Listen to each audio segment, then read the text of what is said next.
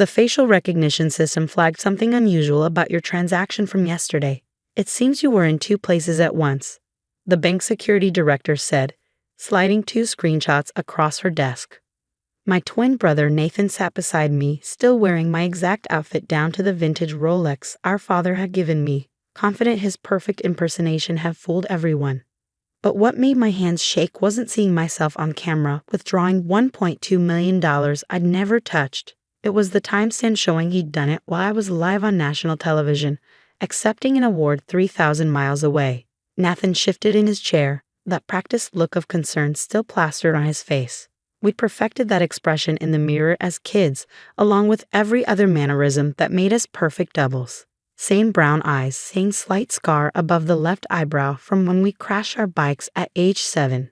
Same way of tilting our heads when thinking. For 34 years, we'd been each other's reflection. There must be some mistake, Nathan said, using my voice. He'd always been better at impressions.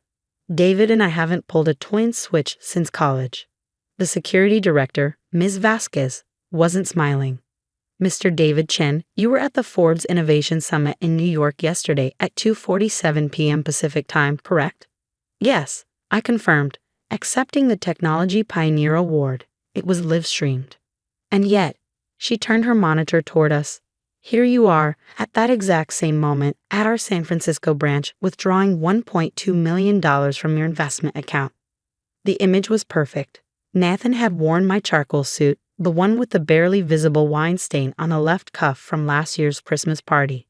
He'd styled his hair exactly like mine, down to the way I always had that one stubborn piece that stuck up in the back. He even mimicked my slight limp from the marathon injury that never quite healed right. Identity theft is a serious problem, Nathan said smoothly. Deepfakes are getting incredibly sophisticated these days. Indeed they are, Ms. Vasquez agreed. Which is why we've upgraded our security systems. The facial recognition isn't just about bone structure anymore. Mr. Chen. Nathan Chen. Nathan's expression didn't change, but I saw his jaw tighten. Our tell since childhood. I'm David, he said. No, she replied, pulling up another screen. You're Nathan. Our new system measures micro-expressions, capillary patterns, even the way light reflects off the cornea. Identical twins might fool the human eye, but they can't fool biometric analysis that detailed. She clicked through multiple data points on her screen. The person who withdrew the money yesterday had a resting heart rate of 72 BPM, captured through our thermal imaging. Mr. David Chen, your medical records from your recent executive physical show a resting rate of 58, consistent with a marathon runner. The infrared scan also showed an old filling in the upper left molar. David's dental records show that tooth has never been filled. Nathan laughed, but it came out forced. This is ridiculous. You're accusing me based on heart rates and teeth. And retinal patterns, Ms. Vasquez continued. And the fact that when David entered his PIN, he used his left hand. David Chen is right-handed. You, Nathan, are ambidextrous with a left-hand preference. I have your Little League records here. Southpaw pitcher, quite talented apparently. I watched my brother's facade crumble in real time. We'd shared everything growing up. Clothes, friends, even girlfriends who couldn't tell us apart. But somewhere along the way, sharing had turned into taking. Nathan, I said quietly, just tell the truth. He turned to me, and for a moment, I saw us at 8 years old when he'd broken Mom's vase and begged me to take the blame. At 15, when he'd stolen Dad's car and asked me to cover. At 22, when he needed my ID to take the SAT again after failing his first attempt. The truth. He laughed bitterly. The truth is you got everything. The brains, the business, the billions. What did I get? To watch my reflection become everything I couldn't. You had the same opportunities. No, I didn't. He slammed his hand on the desk. You think being identical means being equal? You were born 3 minutes earlier, and somehow that meant you got to be the responsible one, the successful one, the one Dad was proud of. Ms. Vasquez cleared her throat. Gentlemen, we need to focus on the matter at hand. Mr. Nathan Chen, you've committed wire fraud, identity theft, and forgery. The FBI has been notified. Wait, I said. Can we handle this privately first? She looked at me skeptically. Mr. Chen, your brother stole $1.2 million. Which hasn't left the bank yet, right? I guessed. Large withdrawals like that have a processing period. 72 hours for international wires, yes. The transfer to the Cayman Islands account is still pending. Cayman Islands, of course. Nathan had always dreamed bigger than his ability to execute. Cancel it, I said. Return the money to my account and let me handle my brother. David, what are you doing? Nathan asked. What I always do, I replied. Cleaning up your mess. But this is the last time. Ms. Vasquez shook her head. Mr. Chen, I appreciate family loyalty, but this is a federal crime. We have obligations. To protect your client's assets, I interrupted. The money never left. No loss occurred. If I don't press charges and the bank has no damages, she considered this. I'll need to consult with legal. Wait here. When she left, Nathan and I sat in silence. The air between us crackled with 34 years of complicated history. Why? I finally asked. You really don't know? He turned to face me fully. Do you know what it's like to be the shadow? To have people call you David's brother your entire life? To watch you build SenSync into a billion-dollar company while I bounced from job to job because no one could see past the fact that I wasn't you. I offered you a position. As your employee, your charity case. He laughed. Poor Nathan can't make it on his own, needs his successful brother to hand him a job. It wasn't charity. You're brilliant at sales. When I'm pretending to be you. The words exploded out of him. Do you know how many of your early deals I closed? That meeting with Forrester Industries, that was me. The Samsung partnership, me again. You had the vision, but you couldn't sell water in a desert. So I became you and suddenly, everyone wanted to buy. I stared at him. Those were you? Every time you were sick before a big presentation, every time you needed someone to fill in at a conference, I was the David Chen who could work a room, who could close a deal with a handshake and a smile. His voice broke. And then you take the credit, take the contracts, take the glory, and I go back to being nobody. The revelation hit me like a physical blow. He was right. I'd built algorithms and platforms, but Nathan had sold them. I created the product, but he created the relationships. I didn't know, I said weakly. Because you never asked. You never wondered how an introverted programmer suddenly became a master networker. You just assumed success was your birthright. Ms. Vasquez returned with 2 other bank officials and a laptop. Mr. Chen, we're willing to reverse the transaction and keep this internal. But there are conditions. What conditions? Your brother must agree to biometric exclusion. He'll be flagged in every financial system in the country. Any attempt to access accounts that aren't his will trigger immediate law enforcement response. He'll also need to sign a confession, sealed unless he attempts this again. And if I refuse? Nathan asked. Federal prison, one of the officials said bluntly. Wire fraud over $1 million is 20 years minimum. Nathan looked at me, and for the first time in years, I couldn't read his expression. There's another option, I said suddenly. Nathan, what if you didn't have to be me anymore? What if you could be yourself, but better? What are you talking about? I turned to Ms. Vasquez. Can you give us 5 minutes alone? She hesitated, then nodded. 5 minutes. When they left, I pulled out my phone and showed Nathan an email I'd been drafting for weeks. I'm spinning off the sales division of SenSync into its own company. I need someone to run it. Someone who understands relationship building, who can read a room, who can close impossible deals. You're offering me another job. I'm offering you a partnership, 50-50 ownership of the new company. Your name on the door, your vision driving it. Not as my brother, not as my employee, but as my equal. Nathan stared at the email. Why would you do this? Because you're right. I couldn't have built SenSync without you. I just didn't realize how much of you was in its foundation. I paused.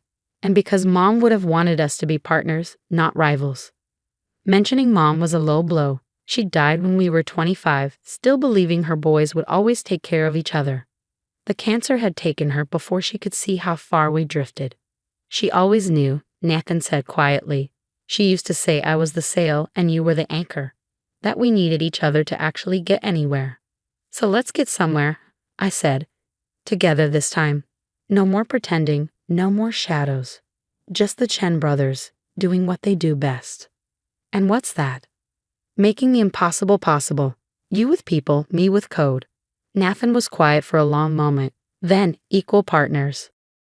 Equal partners. Your name first on the masthead if you want. Chen and Chen Enterprises. Terrible name, I said. We'll workshop it. For the first time since we'd entered the bank, Nathan truly smiled. Not my smile that he practiced, but his own slightly crooked, more genuine. I'll need more than 5 minutes to decide, he said. You'll need less than that if Ms. Vasquez comes back. Nathan stood, straightened his tie, my tie, and nodded. Okay, but I have conditions. Name them. First, I want everything documented. Real contracts, real ownership, not just brotherly promises. Done. Second, I run sales my way. No interference, no second guessing. Agreed. Third, he hesitated. We tell people the truth. All of it. The deals I closed as you, the times you took credit for my work. Clean slate means full disclosure. That would be humiliating. It would mean admitting to investors, partners, and employees that the David Chen they thought they knew was partly fiction. But looking at my brother, really looking at him for the first time in years, I realized humiliation was a small price for redemption. Agreed, I said. Ms. Vasquez knocked and entered. Gentlemen. We'll take your offer, Nathan said. The biometric exclusion, the sealed confession, all of it. And the partnership offer, I added. That's real, documented, legal. She looked between us. You're going into business together. After this. We've been in business together for years, I said. We just didn't know it. The next hour was paperwork and protocols. Nathan's biometric data was captured from every angle.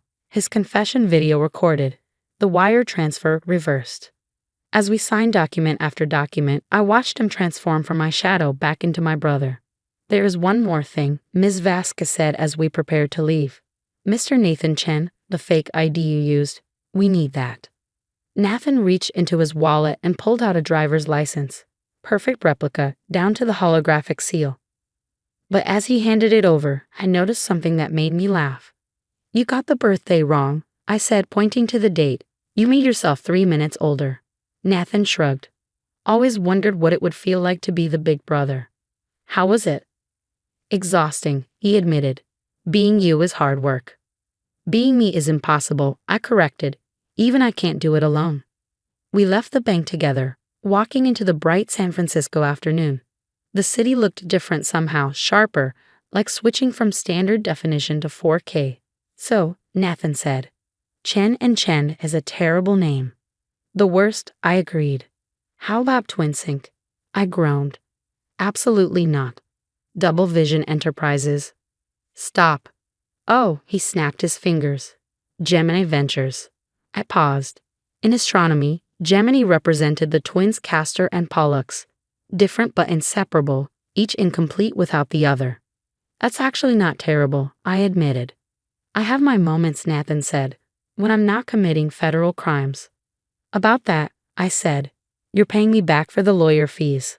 From my half of the profits. From your half of the profits. We walked in comfortable silence for a block before Nathan spoke again. David, thank you for not letting me destroy myself. That's what brothers do, I said, even when they're idiots. Especially then, he agreed. My phone buzzed. An alert from the bank confirming my account was restored. $1.2 million back where it belonged. But as I looked at my brother, my partner, I realized the number was meaningless. The real fortune was walking beside me, same face, different dreams, finally headed in the same direction. So, Nathan said, when do we tell the board that half of Sensing's biggest deals were closed by the evil twin? Monday, I decided. Let's give them the weekend to enjoy their illusions.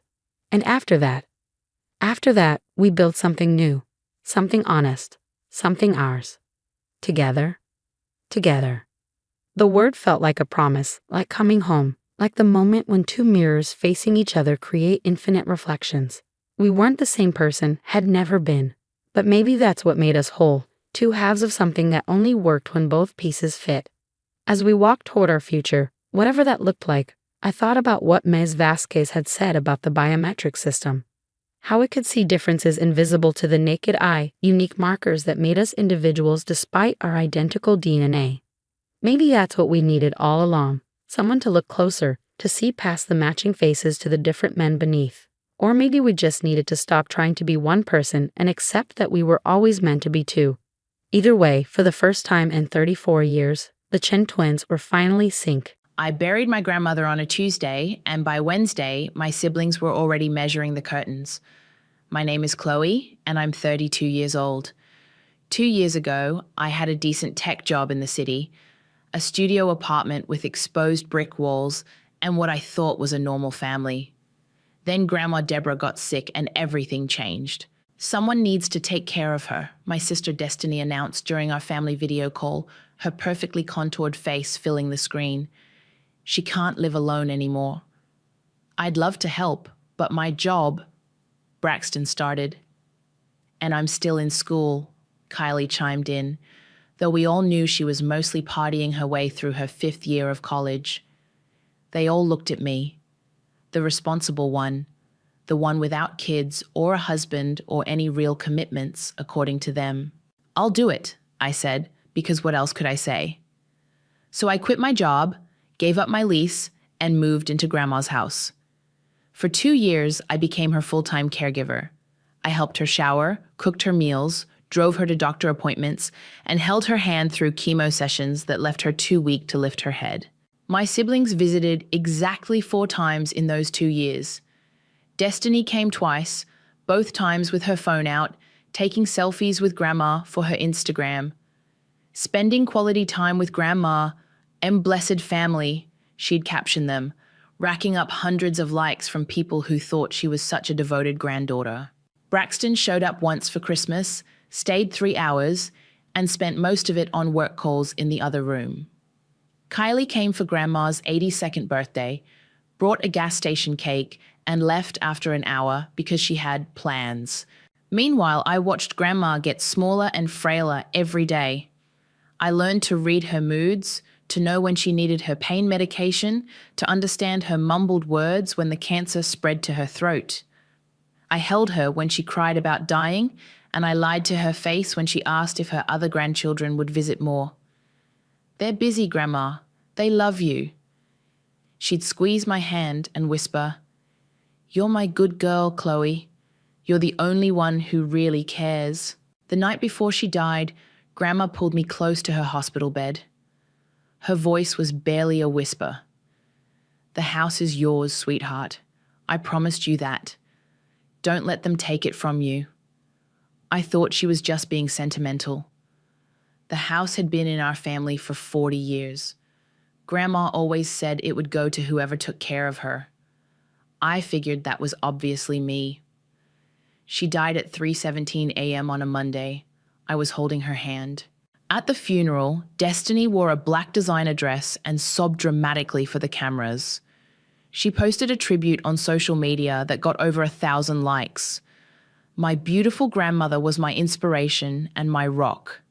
I'll miss our long talks and her amazing advice. She taught me everything about strength and family.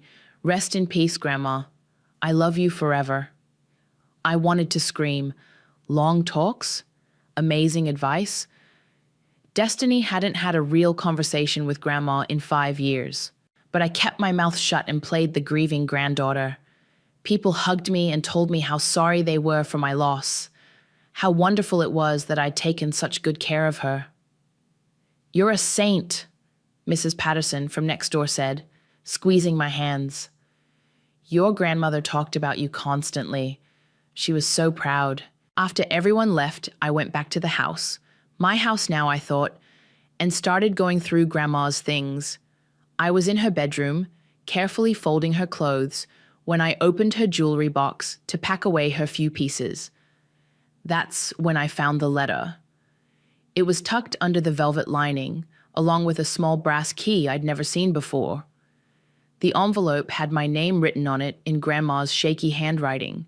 "My dearest Chloe," it began, "if you're reading this, then I'm gone, and it's time for you to know the truth. Your siblings think they're clever, but I've been watching and listening. Check behind my wardrobe, use the key. Don't trust anyone until you know everything. You're stronger than you know, and you're going to need that strength. I love you, my good girl. Make me proud." I stared at the letter, my hands shaking. Behind the wardrobe? What truth? I looked at the key, small and brass and warm in my palm. Whatever Grandma had hidden, she'd wanted me to find it. And something told me I was going to need it sooner than I thought. The will reading was scheduled for Thursday at 2 p.m. I arrived at George's office 15 minutes early, clutching Grandma's letter and the mysterious key in my purse. George had been our family lawyer for over 20 years. He'd handled Grandma's affairs, helped with her medical directives, and had always been kind to me during those long months of caregiving. "Chloe, honey," he said, giving me a gentle hug. "How are you holding up?" "I'm okay, just ready to get this over with." He nodded, but something flickered across his face. Concern? Pity? Before I could ask, the door burst open. "Sorry we're late," Destiny announced, strutting in wearing a white blazer and designer sunglasses. Traffic was insane. Braxton followed behind her, checking his phone. "Yeah, this better not take long. I have a conference call at 4. Kylie slipped in last, looking uncomfortable. She gave me a small wave, but Destiny immediately pulled her to the other side of the table. "All right, everyone's here," George said, settling behind his desk. "Let's begin." He opened a thick folder and pulled out several documents. "First, I want to express my condolences again. Deborah was a remarkable woman." "She really was," Destiny said, dabbing at her eyes with a tissue. "We're all going to miss her so much." I bit my tongue. George cleared his throat. "Now, regarding Deborah's last will and testament dated March 15th of this year—" "Wait," I interrupted. "March 15th? That was only 3 weeks before she died." "That's correct. Deborah made some significant changes to her will shortly before her passing." My stomach dropped. Grandma had been so weak in March, barely able to hold a conversation. Why would she change her will then? "The estate, including the house and all assets, will be divided equally among her 4 grandchildren, Destiny, Braxton, Kylie, and Chloe." The words hit me like a physical blow. "Equally? But she promised me—" "I'm sorry, Chloe," George said softly. "I know this isn't what you expected." Destiny leaned back in her chair, a smile playing at her lips. "Well, that's fair, isn't it? We're all family." "Fair?" I stared at her. "I gave up everything to take care of her. Where were you?" "We all contributed in our own ways," Braxton said, not looking up from his phone. "What ways? Name one thing you did for her in the last 2 years. "We don't need to get into this," Destiny said smoothly. "The will is clear. We each get 25%. George continued reading the details, but I could barely focus. The house would need to be sold. The proceeds split 4 ways. I had 30 days to vacate. 30 days? I repeated. "That's standard," Destiny said. "Don't worry, we'll give you time to find somewhere else." "Somewhere else? This is my home. I've lived here for 2 years. "It was never really your home, though, was it?" Destiny's voice was sickeningly sweet. "You were just helping out." Kylie shifted in her seat. "Maybe we could—" "Could what?" Destiny cut her off. "The will is legal. End of discussion." I looked at George, desperate. There has to be something. She promised me this house. "I'm sorry, Chloe. I have to follow the legal documents." The meeting ended with paperwork and signatures. My siblings chatted excitedly about renovations and potential buyers while I sat in stunned silence. As we left the office, Destiny grabbed my arm. "Don't take this personally, Chloe. It's just business." Business? She was our grandmother. And now she's gone. Time to move on. I walked to my car in a daze. How had this happened? Grandma had been so clear about her intentions. She'd told me dozens of times that the house would be mine. I was fumbling for my keys when my phone buzzed. A text from Destiny. It was a photo of an eviction notice template she'd found online. The message read, "Better start packing, bitch. 30 days and counting." I stared at the screen, my hands shaking with rage. Then another text came through, this one from Braxton. Hope you saved some money from all that caregiving. You're gonna need it. And finally, Kylie. I'm sorry, Chloe, I tried to say something, but they wouldn't listen. I sat in my car for 20 minutes trying to process what had just happened. My siblings had somehow convinced Grandma to change her will when she was dying and barely coherent. They were kicking me out of the only home I had, and they were enjoying it. But then I remembered the letter in my purse. Grandma's words echoed in my mind. Your siblings think they're clever, but I've been watching and listening. I pulled out the brass key and held it up to the light. Whatever Grandma had hidden behind that wardrobe, she'd wanted me to find it for a reason. Maybe this wasn't over after all. I started the engine and drove home to what was still, for the next 30 days, my house. Time to see what secrets Grandma had left me. I went straight to Grandma's bedroom when I got home.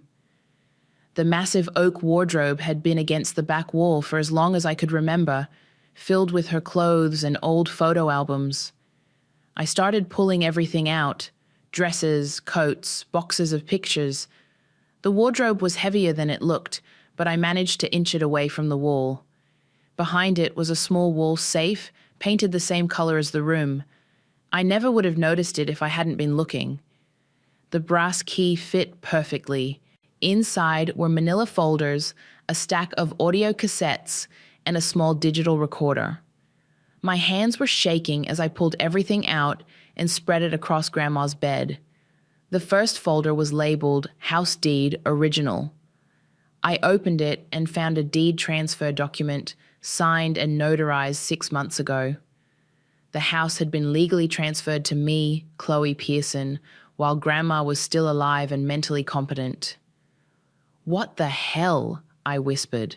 The second folder contained bank statements showing regular deposits into an account I'd never heard of. Thousands of dollars, transferred monthly for the past year. The third folder made my blood run cold. It was full of printed text messages and emails between my siblings, going back months. Destiny to Braxton. The old bat is getting worse. We need to move fast before she gives everything to Chloe. Braxton to Destiny. I found a lawyer who'll do house calls. We just need to get her alone. Destiny to Kylie. Don't you dare feel guilty. Chloe chose to play nursemaid. That doesn't make her special. I grabbed the digital recorder with trembling fingers and pressed play. Grandma's voice filled the room, weak but clear. Testing, testing. Chloe, if you're hearing this, then they succeeded in fooling everyone but me. I sank onto the bed, clutching the recorder. I've been recording conversations for months, sweetheart. Your siblings think I'm too sick to understand what's happening, but I hear everything. I see everything. The recording continued. 3 weeks ago, Destiny brought a man to the house, said he was a friend, but I recognized him from the business cards in her purse, a lawyer. They waited until you went to the grocery store. My chest tightened. I remembered that day. Destiny had insisted on staying with Grandma while I ran errands. She'd been so sweet about it, said she wanted to spend quality time together. They told me you were stealing from me, Chloe. Said you were planning to put me in a nursing home and sell the house. They had fake bank statements, forged documents. They said if I didn't change my will, they'd have you arrested. I pressed pause, my vision blurring with tears. Those bastards. They'd manipulated a dying woman with lies about me. I fast-forwarded through several recordings until I found one labeled The Truth, March 10th. Destiny's voice came through clearly. Grandma, we know this is hard, but Chloe has been taking advantage of you. Look at these bank statements. I don't understand. Grandma's voice was so frail. She's been stealing your money, Braxton said. Thousands of dollars. And she's been telling people you're crazy, that you don't know what you're saying anymore. That's not true, Grandma whispered. We have proof, Destiny continued.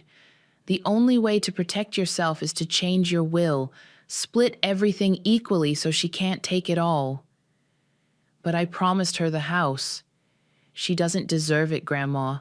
Not after what she's done to you. I could hear Grandma crying on the recording.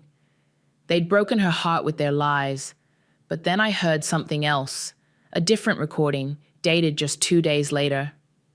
George, it's Deborah. I need you to come to the house, but don't tell anyone, especially not my grandchildren. George's voice. Of course, Deborah. Is everything all right? No, it's not. I made a terrible mistake, and I need to fix it before it's too late. I grabbed another cassette and shoved it into an old player I found in the closet. George, I want you to witness this. Grandma's voice was stronger now, more determined. My grandchildren, Destiny, Braxton, and Kylie, lied to me. They manipulated me into changing my will with false documents and threats. The will I signed under duress is invalid. The house belongs to Chloe, as I always intended. George's voice. Deborah, are you certain about this? Completely.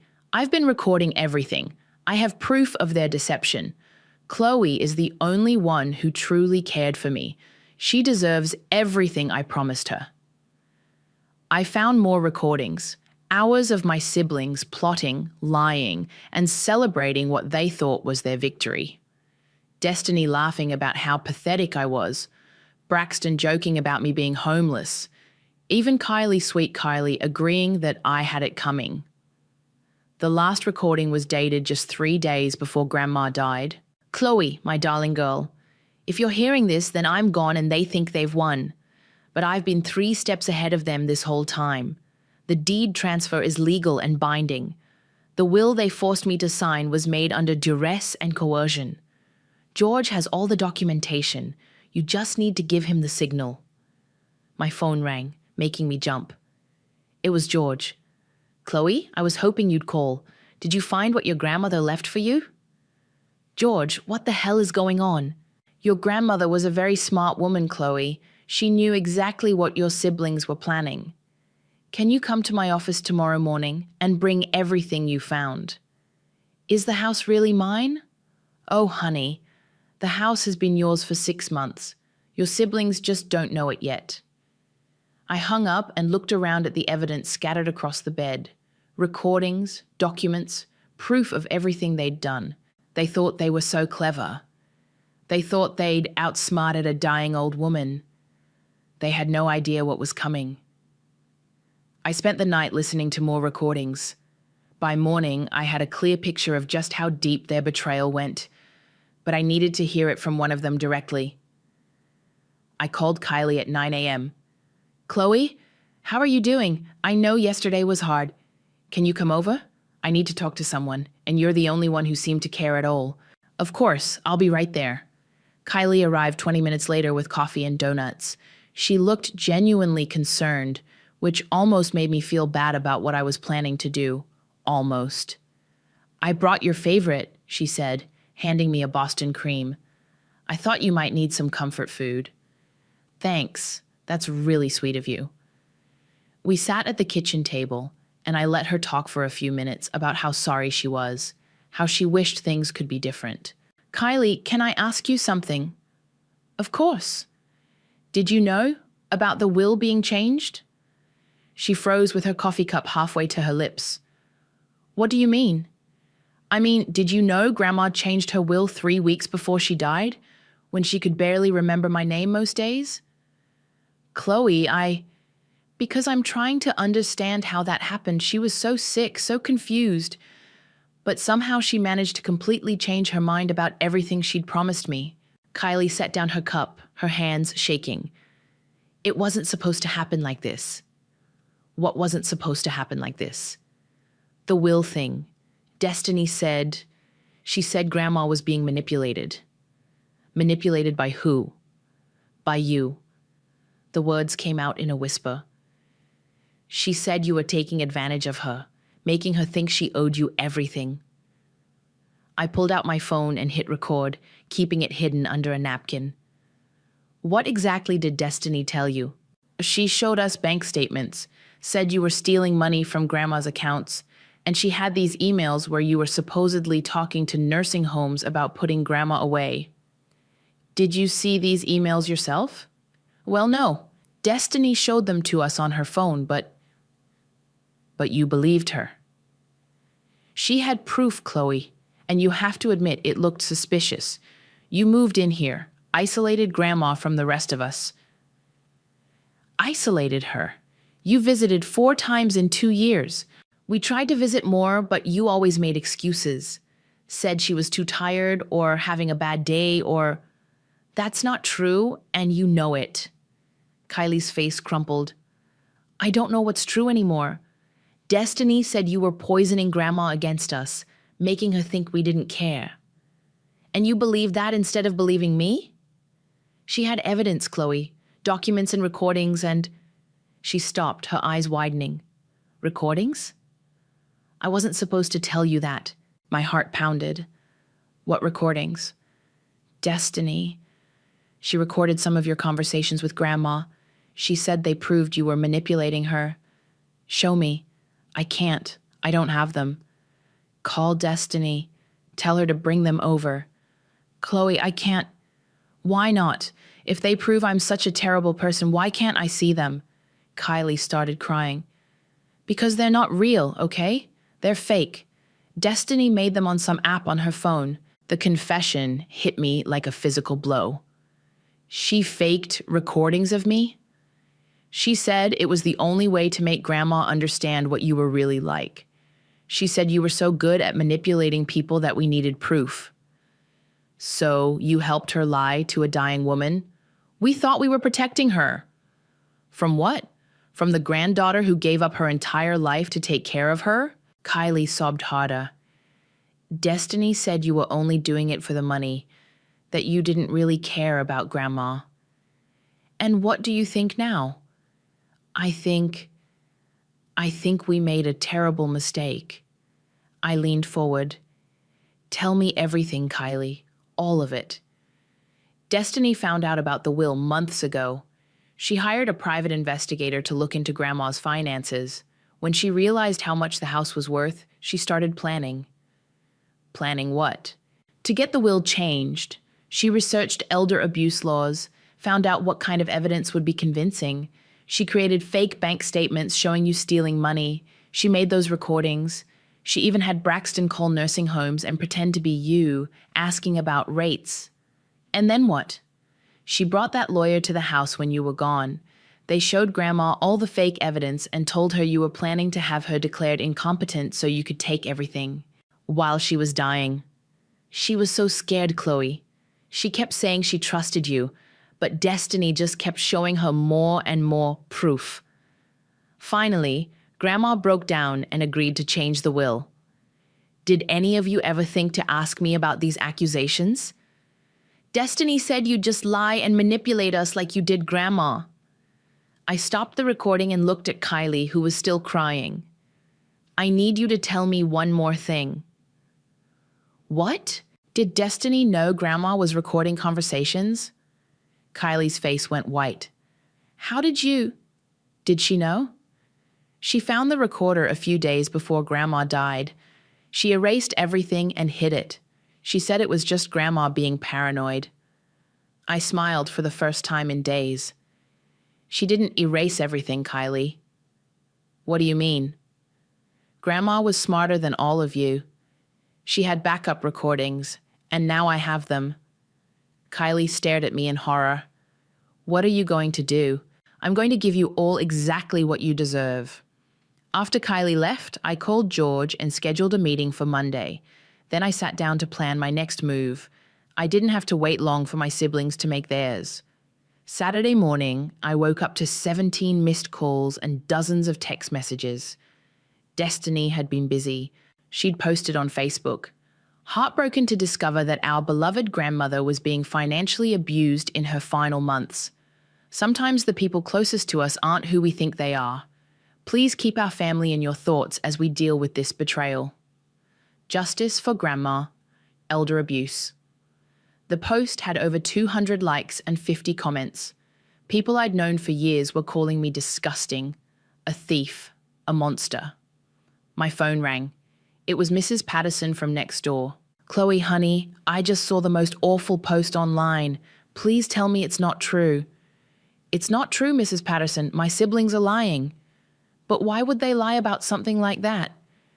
Because they want the house, and they're willing to destroy my reputation to get it.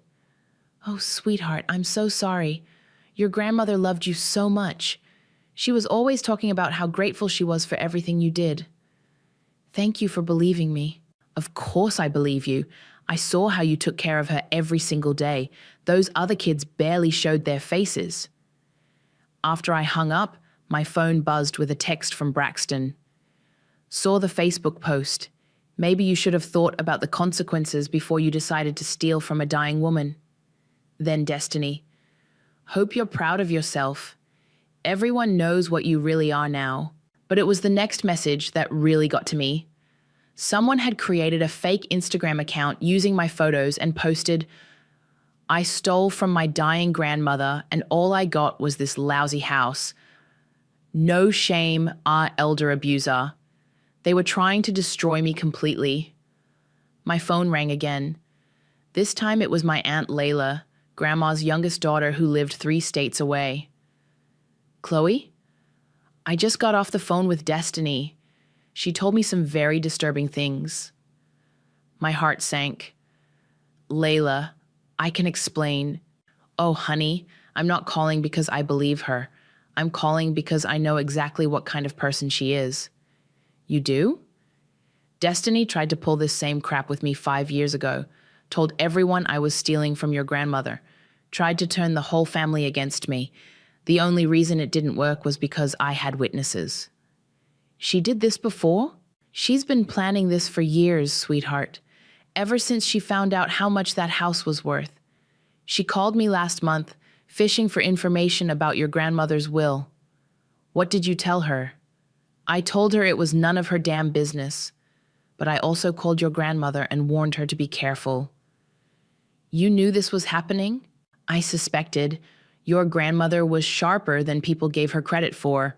She called me a few weeks before she died, said she was worried about wolves in sheep's clothing. Did she tell you about the recordings? Layla laughed. She told me she was gathering evidence. I should have known she meant it literally. That woman was always 3 steps ahead of everyone else. Layla, they're destroying my reputation. People think I'm a monster. Let them.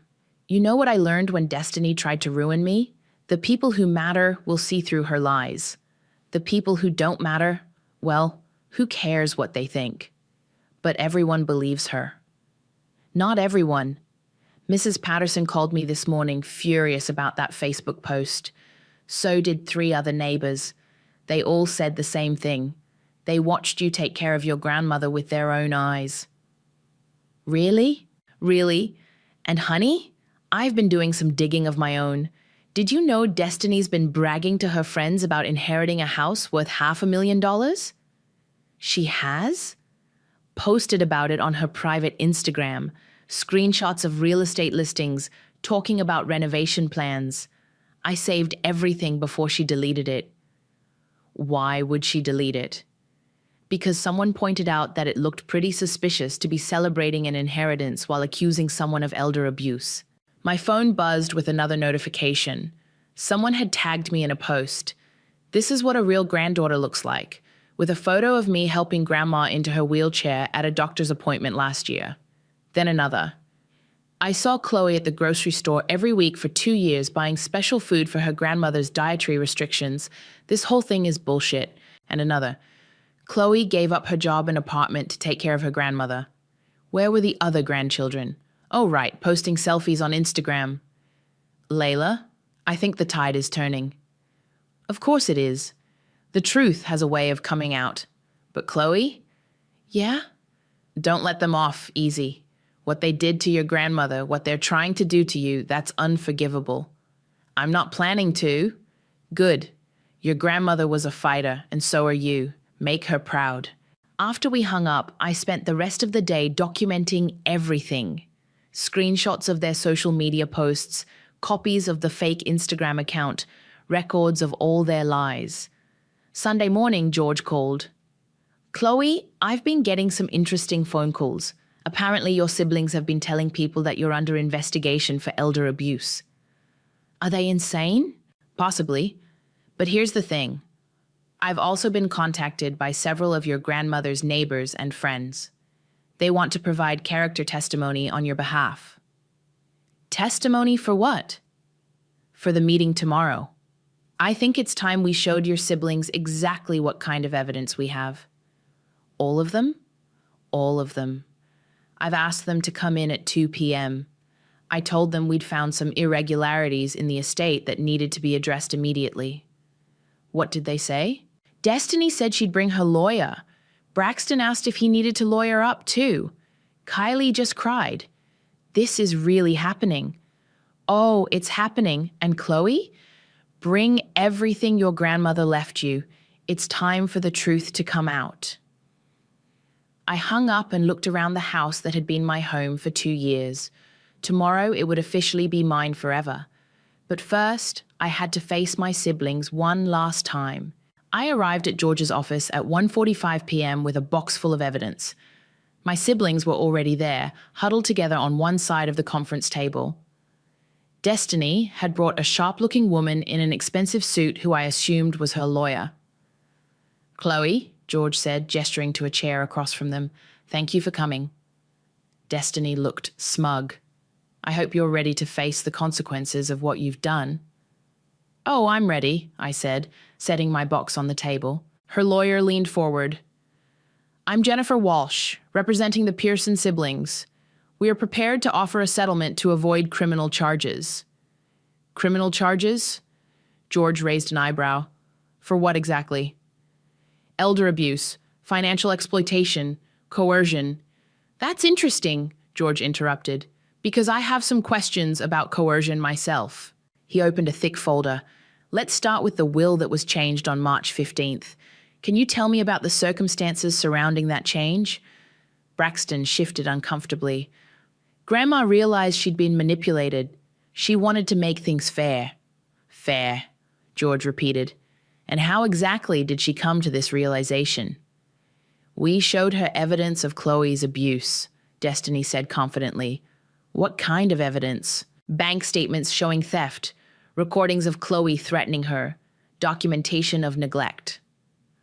I see. And where is this evidence now? Destiny's lawyer whispered something in her ear. We don't have to provide that unless... Actually, you do.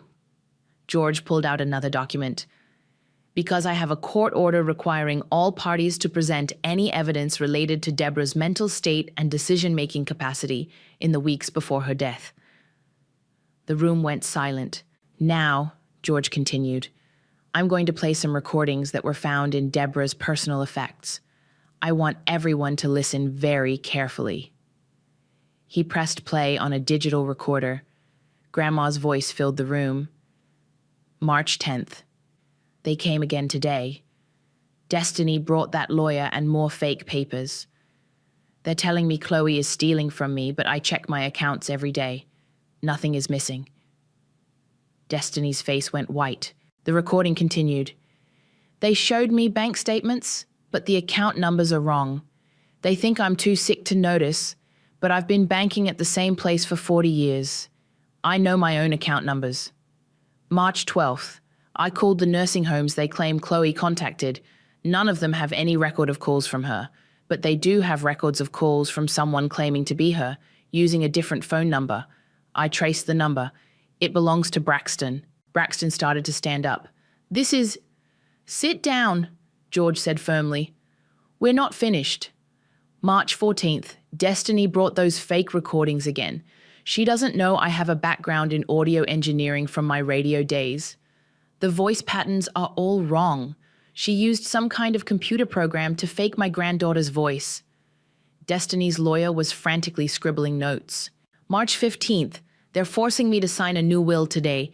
They say if I don't, they'll have Chloe arrested for elder abuse. I'm going to sign it, but I'm also going to make sure the truth comes out.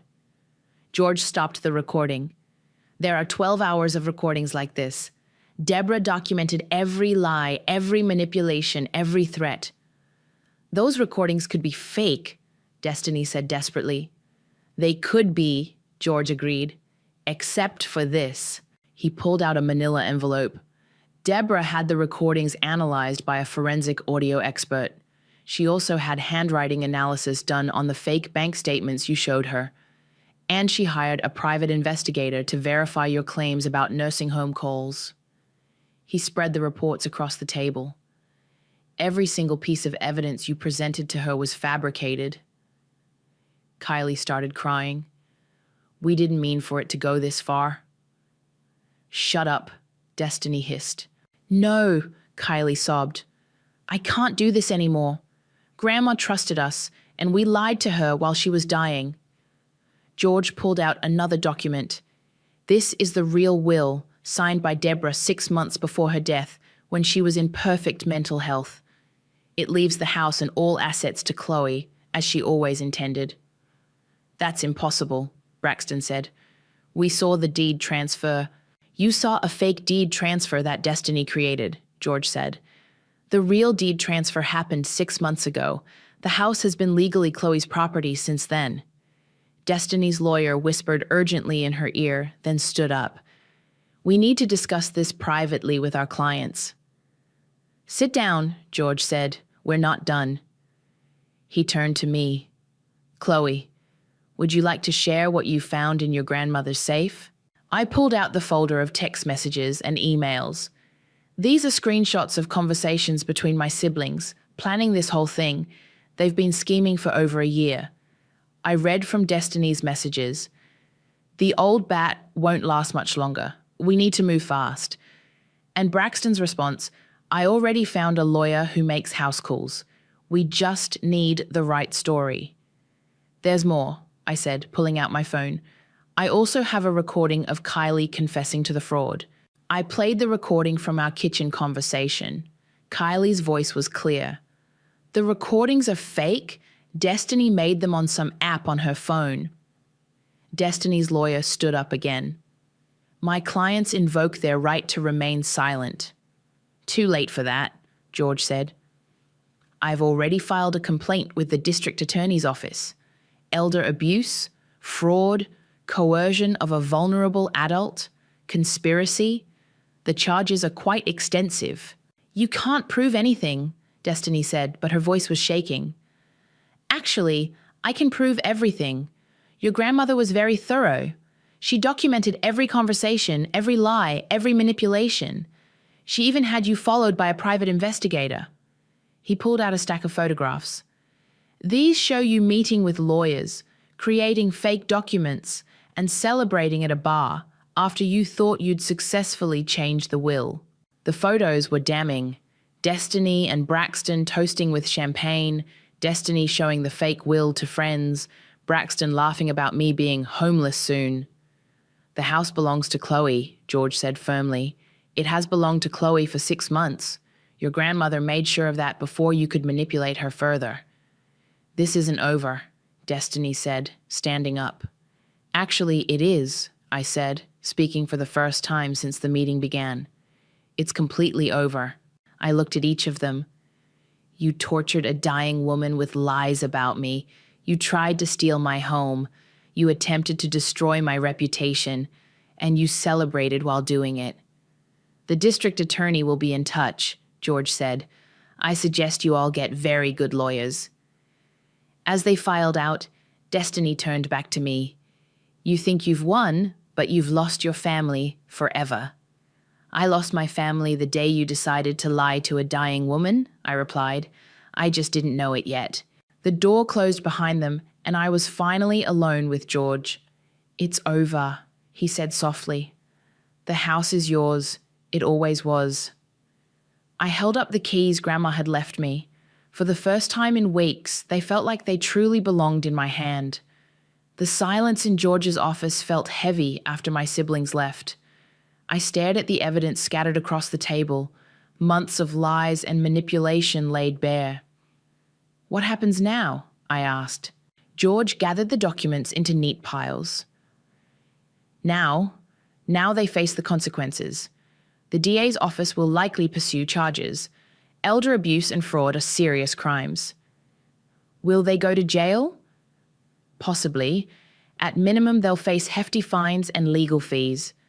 Their reputations are destroyed, and they'll never see a penny of your grandmother's estate. My phone buzzed. A text from Kylie. Chloe, please call me.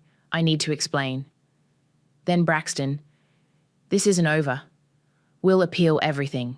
And finally, Destiny. You're going to regret this.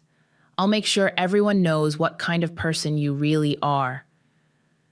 I showed the messages to George. He shook his head. They still don't get it.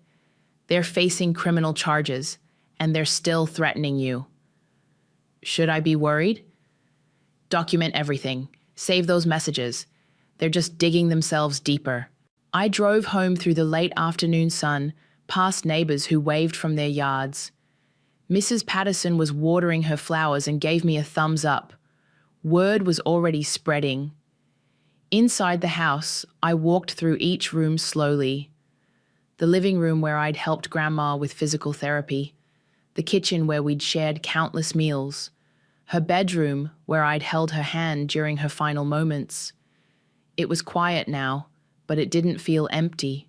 It felt peaceful. My phone rang. Layla, I heard from George. How are you feeling? Honestly, I don't know. Relief, I guess.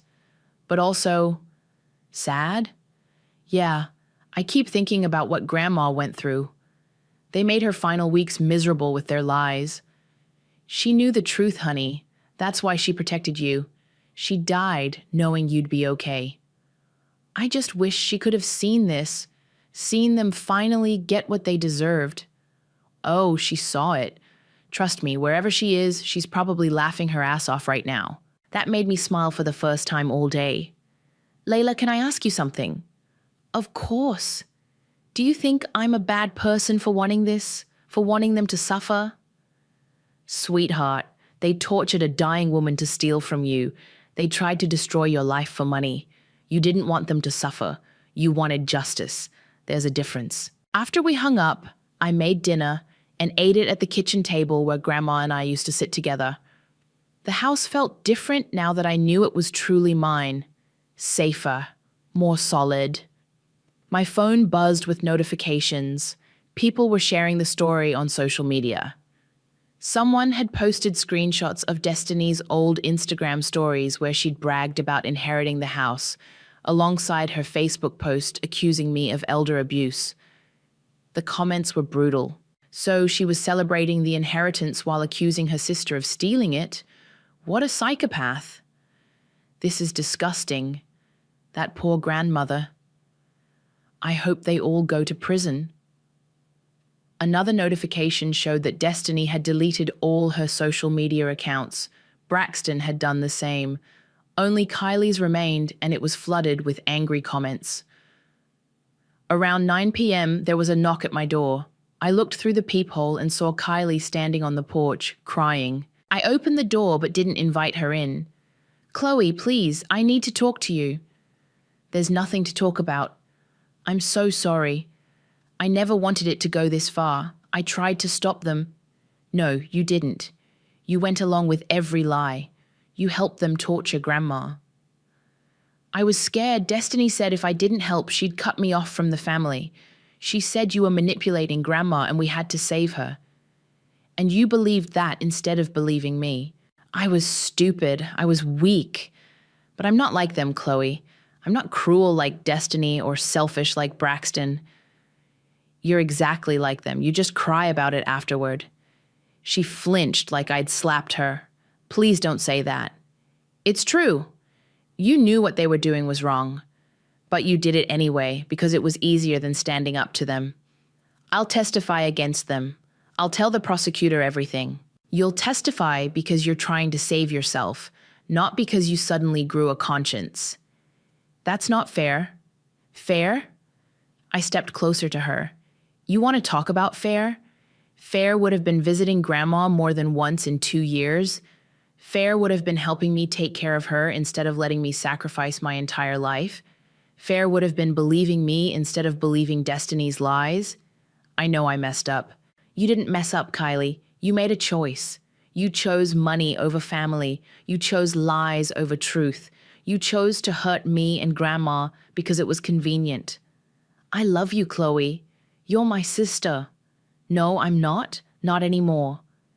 I started to close the door, but she put her hand against it. Please don't shut me out. I can't lose you too. You already lost me. The day you decided to help them lie to a dying woman. What can I do? How can I fix this? You can't. Some things can't be fixed, Kylie. Some betrayals are too deep. I closed the door and locked it. She stood on the porch crying for another 10 minutes before finally leaving.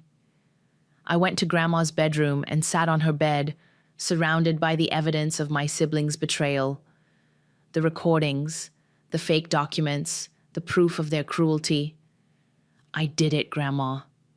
I whispered to the empty room. I made them pay for what they did to you. The house settled around me with small creaks and sighs, like it was finally relaxing after holding its breath for months. Tomorrow, the legal process would begin in earnest. There would be court dates and depositions, and probably more attempts by my siblings to contact me. But tonight, I was home, in my house.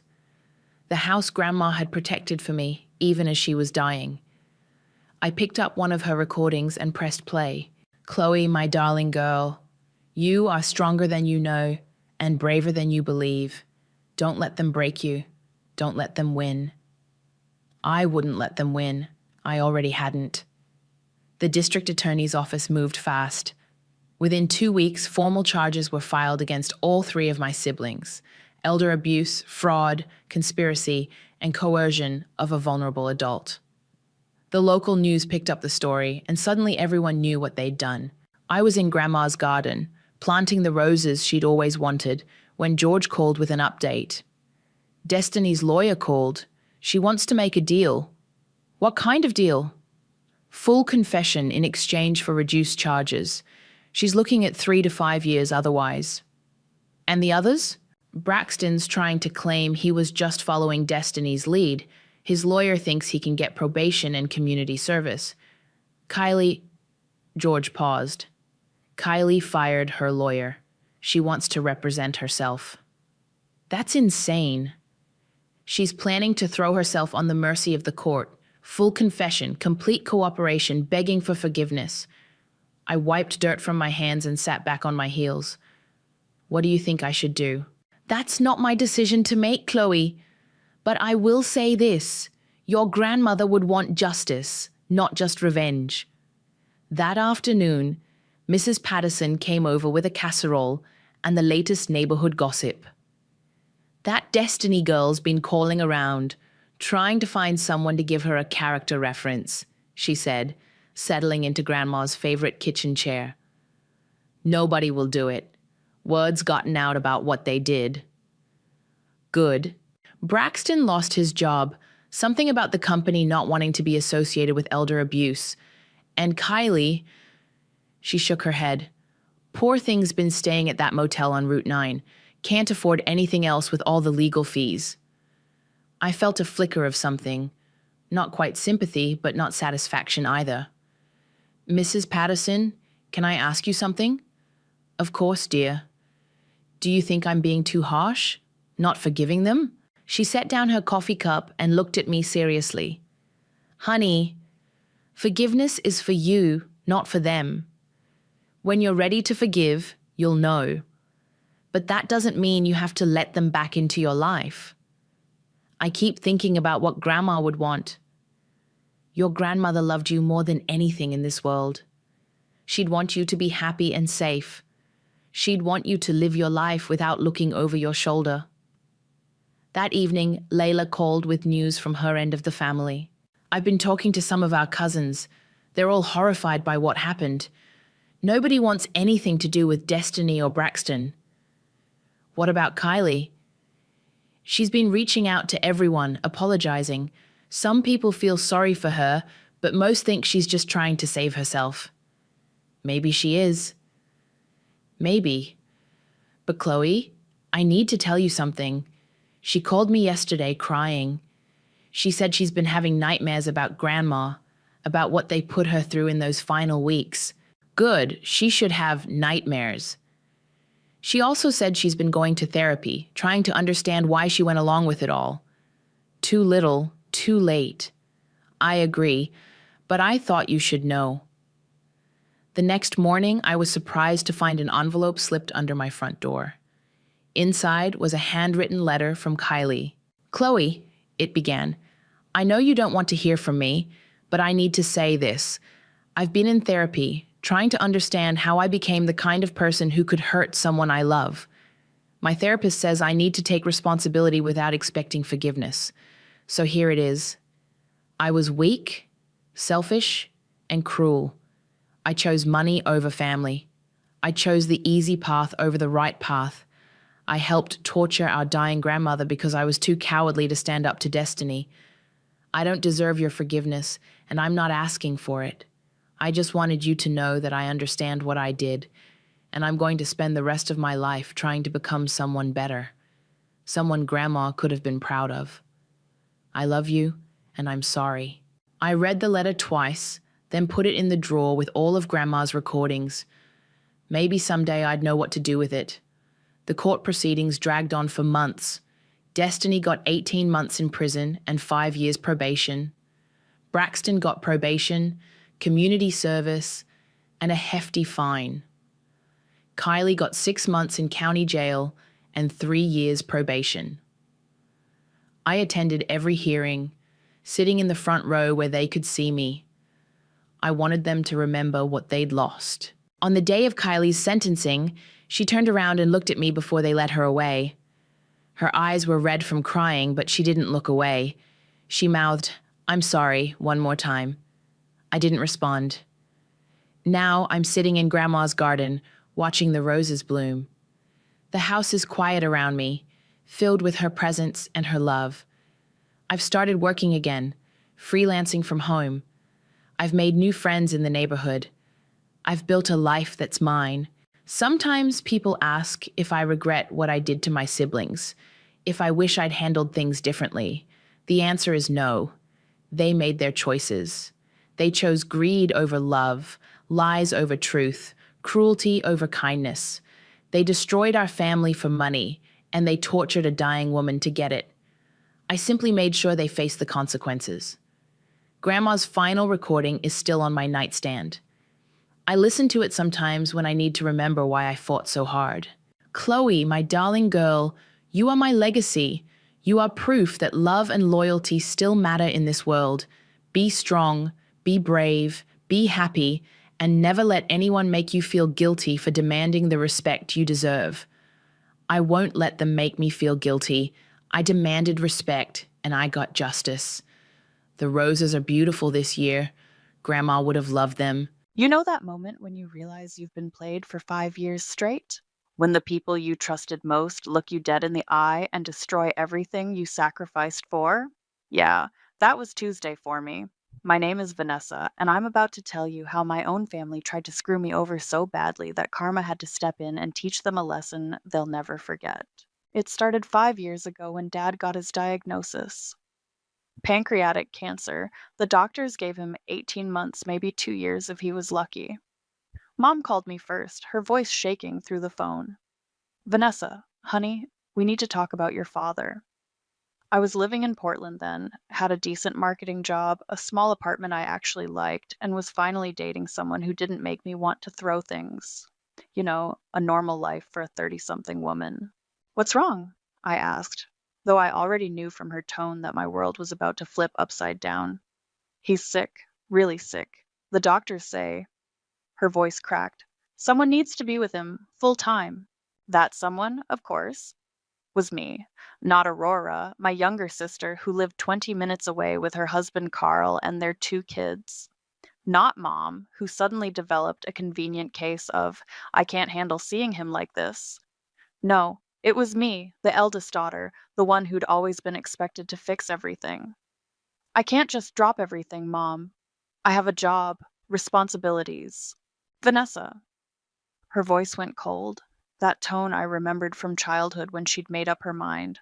This is your father we're talking about. Family comes first. The guilt trip worked, like it always did. Within 2 weeks, I'd quit my job, broken up with David, who, let's be honest, was probably relieved, and moved back into my childhood bedroom to become Dad's full-time caregiver. Don't worry, sweetheart, Mom said as she helped me unpack. We know what you're giving up for us. The house will be yours when the time comes. It's only fair. Aurora nodded enthusiastically from the doorway, bouncing her youngest on her hip. Absolutely. You're doing so much for Dad. We could never repay you, but at least you'll have the house. The house. Our family home. A beautiful 3-bedroom colonial worth about $400,000. It wasn't just about the money, though God knows I'd need it after burning through my savings. It was about having something to show for the years I was about to lose. You promise? I asked, hating how desperate I sounded. Of course, Mom said, squeezing my hand. It's already decided. Those first months were hell. Dad was still mobile then, but the treatments left him weak and nauseous. I drove him to appointments, managed his medications, cleaned up when he couldn't make it to the bathroom in time.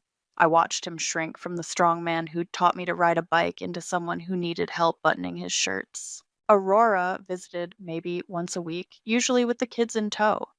She'd stay for an hour, take some photos for social media about spending precious time with Grandpa, then leave me to deal with the aftermath when Dad was too tired to even sit up.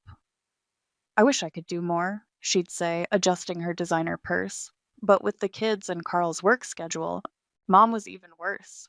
She'd show up for the good days when Dad was feeling well enough to sit on the porch or watch TV. The moment things got messy, literally or figuratively, she'd suddenly remember an appointment or a commitment. You're so much better at this than I am, she'd tell me. He needs you. The isolation was crushing. My friends in Portland stopped calling after a few months. My savings account dwindled as I paid for Dad's supplements, special foods, and the countless little things insurance didn't cover. I aged 5 years in the first 12 months alone. But I held on to that promise. The house. My reward for sacrificing everything. It was during Dad's 3rd year of treatment on one of his rare good days when he grabbed my hand with surprising strength. Vanessa, he whispered, his eyes more focused than they'd been in weeks. I need to make this right. What you've done for me, it's not fair what they're asking of you. Dad, don't worry about... No. His grip tightened. I need to fix this before it's too late. He struggled to sit up, reaching for the drawer in his nightstand. His hands shook as he pulled out a manila folder I'd never seen before. What is this? I asked. He looked toward the door, then back at me, his voice barely audible. Insurance. For you. That's when I found the papers that would change everything. I should have known something was up when Aurora started visiting more often. Not to help with Dad, mind you, but to have these hushed conversations with Mom in the kitchen while I was busy giving him his medications or helping him to the bathroom. The first time I caught them whispering, they went silent the second I walked in. Just talking about the grocery list, Mom said, folding a piece of paper and shoving it into her purse. Need me to pick anything up? I asked. No. Aurora's got it covered. Right. Aurora, who hadn't bought groceries for this house in 3 years, suddenly had it covered. The conversations got more frequent. Aurora would show up around dinner time, when Dad was usually napping, and she and Mom would disappear into the den. I'd hear fragments through the thin walls. Not fair to Carl and the kids. She's getting free room and board. Think about Aurora's future. One evening, I was coming back from the pharmacy when I saw Carl's car in the driveway. Through the kitchen window, I could see all 3 of them, Mom, Aurora, and Carl, sitting around the table with papers spread out in front of them. I walked in through the back door, and they scrambled to cover everything up like teenagers hiding porn. Oh, Vanessa! Aurora jumped up, her face flushed. Carl was showing us some insurance stuff for his work. Carl nodded too enthusiastically. Yeah, boring financial planning stuff. You know how it is. I looked at the papers they were still trying to shuffle together. One had Dad's name at the top in bold letters. Is that something for Dad's care? I asked. No, Mom said quickly. Just some old documents Carl needed to see for reference. The lies were getting more elaborate and more obvious. A few days later, Aurora cornered me while I was doing laundry in the basement. Vanessa, we need to talk about the future. What about it? She perched on the edge of the washing machine, picking at her manicured nails. I mean, after Dad, you know, what are your plans? I haven't really thought that far ahead. I lied. Of course I'd thought about it. I'd be getting the house and I'd finally be able to rebuild my life. It's just that Carl and I have been talking, and with the kids getting older, we're going to need more space. Our apartment is getting really cramped. That's tough, I said, not looking up from folding Dad's shirts. The thing is, this house would be perfect for us. 4 bedrooms, that big backyard for the kids. I stopped folding. Aurora, Mom already promised me the house. We talked about this when I moved back. I know, I know. But that was before we really thought it through. I mean, you're single, no kids. You don't need all this space. And Carl's been looking at getting a promotion. But we'd need to show stability, you know? Having a house would really help with that. So you want me to just give up the one thing I was promised for 5 years of caregiving? It's not giving up. We'd work something out. Maybe you could stay in the guest room, help with the kids. I stared at her. You want me to become your live-in babysitter after I've spent 5 years as Dad's nurse? That's not what I meant. Then what did you mean, Aurora? She slid off the washing machine, her voice getting that whiny tone it always got when she wasn't getting her way. I just think you're being selfish. This family needs to stick together, and Carl and I have real responsibilities. Kids to think about. And I have nothing to think about? You've been living here rent-free for years. Do you know how much money you've saved? Carl and I have been struggling to make ends meet while you've had it easy. Easy. 5 years of watching my father slowly die was easy. Get out, I said quietly. Vanessa, get out of the basement. Now. She huffed and stomped upstairs, but not before I heard her mutter, Mom's right. You've gotten really selfish since you moved back. That night, I was helping Dad with his evening medications when he grabbed my wrist. They came to see me today, he whispered. Who? Your mother and Aurora. They had papers. My blood went cold. What kind of papers? They want me to sign the house over to Aurora. Said it would be better for the family. His eyes were clearer than they'd been in weeks. They said you agreed to it.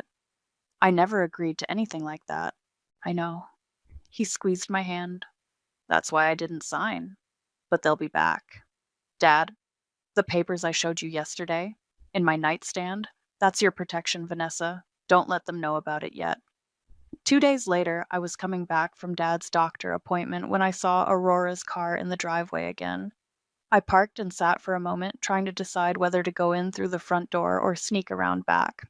The decision was made for me when Aurora came bursting out the front door, practically skipping down the steps. She was on her phone, and her voice carried across the yard. Carl, it's done! Dad signed everything this morning. The house is ours! She saw me sitting in my car and had the decency to look embarrassed for about 2 seconds before her expression shifted to defiant.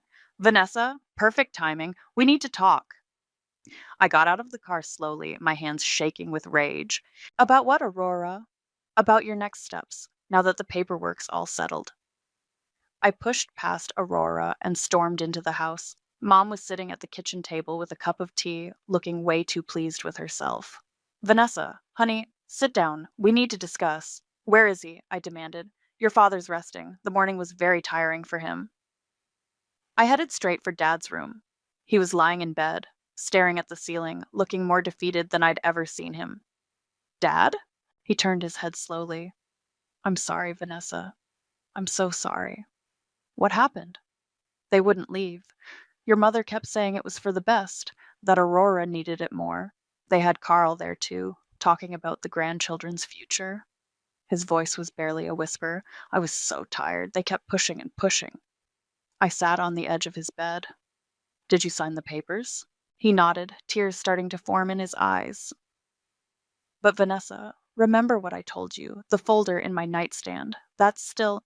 Dad, what's in that folder? He struggled to sit up, and I helped him. A contract between you and me for your caregiving services. What kind of contract? I had my lawyer draw it up 6 months ago. Every hour you've worked, every expense you've covered, every sacrifice you've made, it's all documented. You're not just my daughter helping out. You're my employee, my caregiver, and I owe you. I stared at him. How much?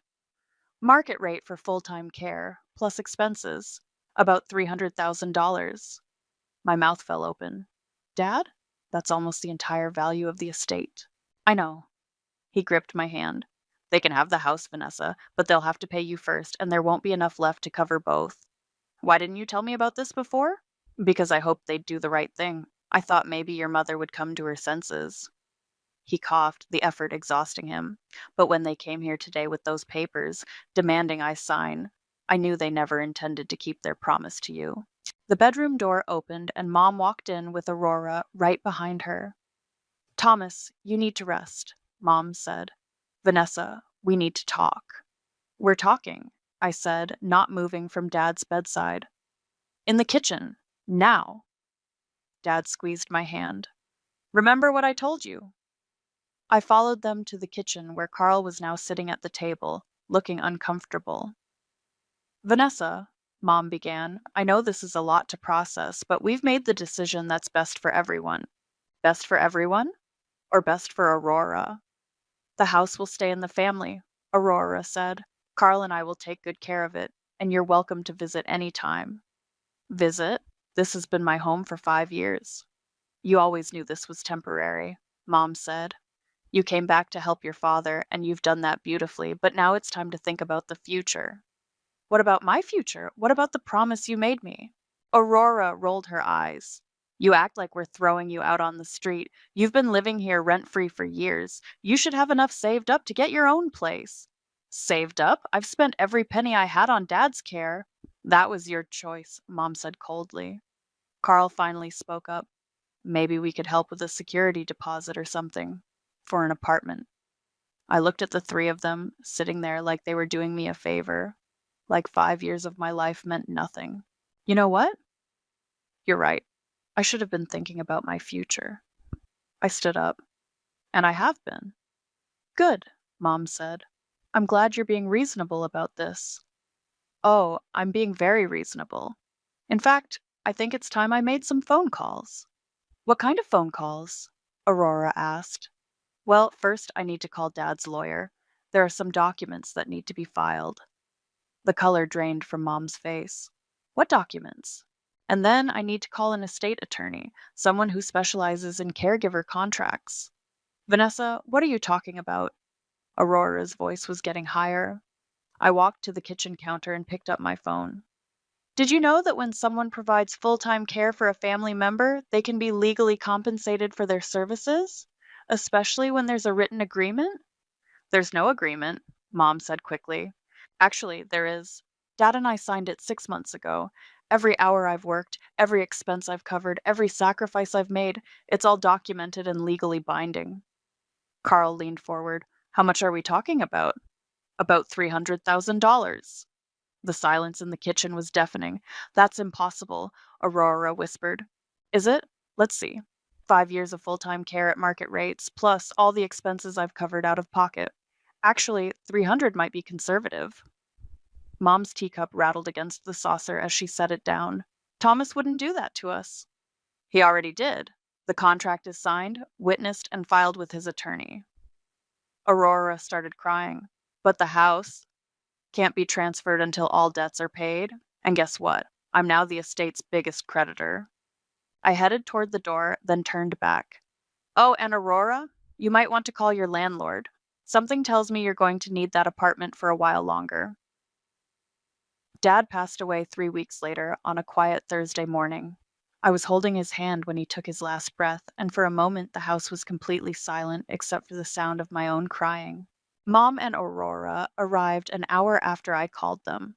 Aurora immediately started sobbing dramatically, throwing herself across Dad's bed like she'd been there all along. Mom just stood in the doorway, dry-eyed and calculating. We need to call the funeral home, she said. I already did. They'll be here in an hour. Good. We have a lot to arrange. The funeral was a nightmare.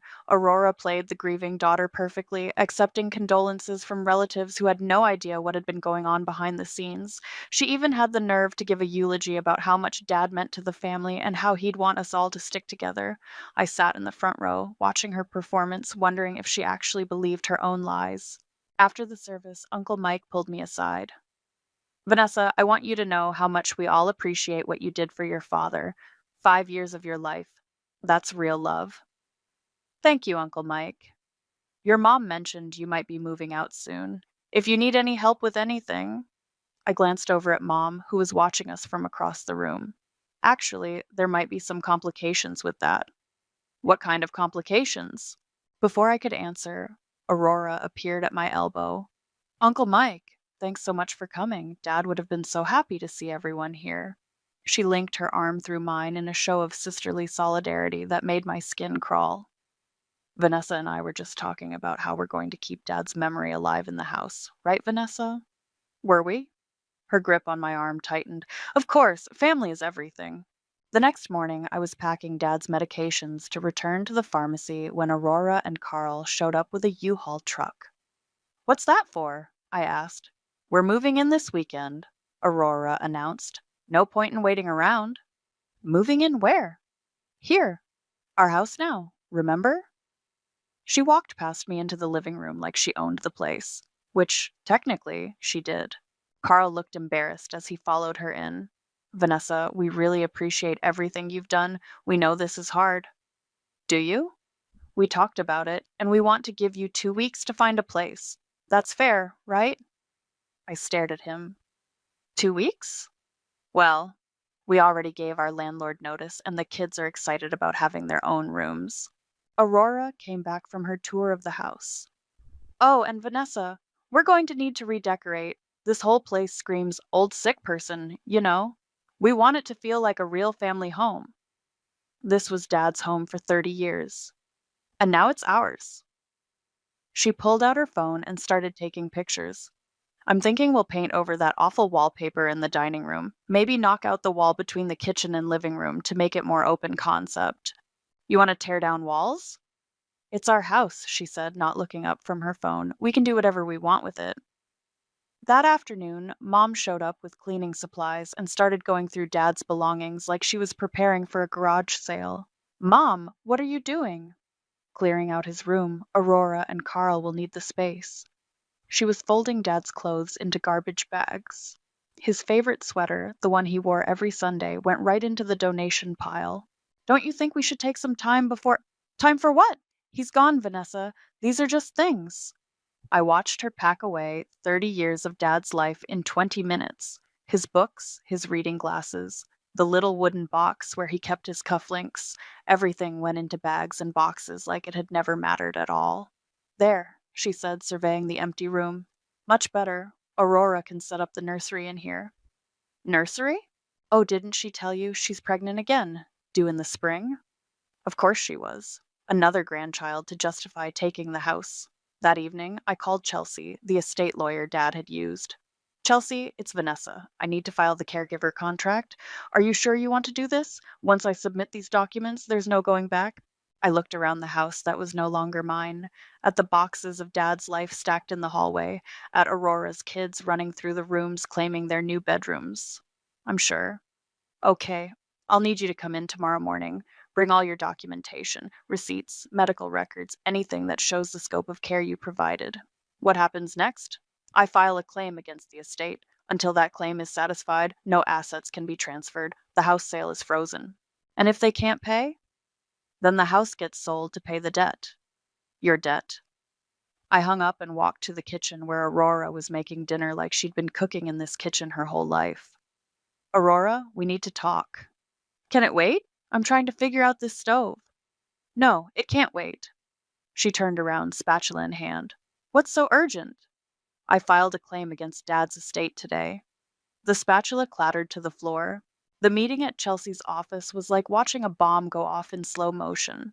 Aurora and Carl sat on one side of the conference table, Mom on the other. I took the chair across from Chelsea, who had Dad's file spread out in front of her like evidence at a trial. Ladies, gentlemen, thank you for coming, Chelsea began. We're here to discuss the claim filed against Thomas's estate by Vanessa for caregiver services rendered.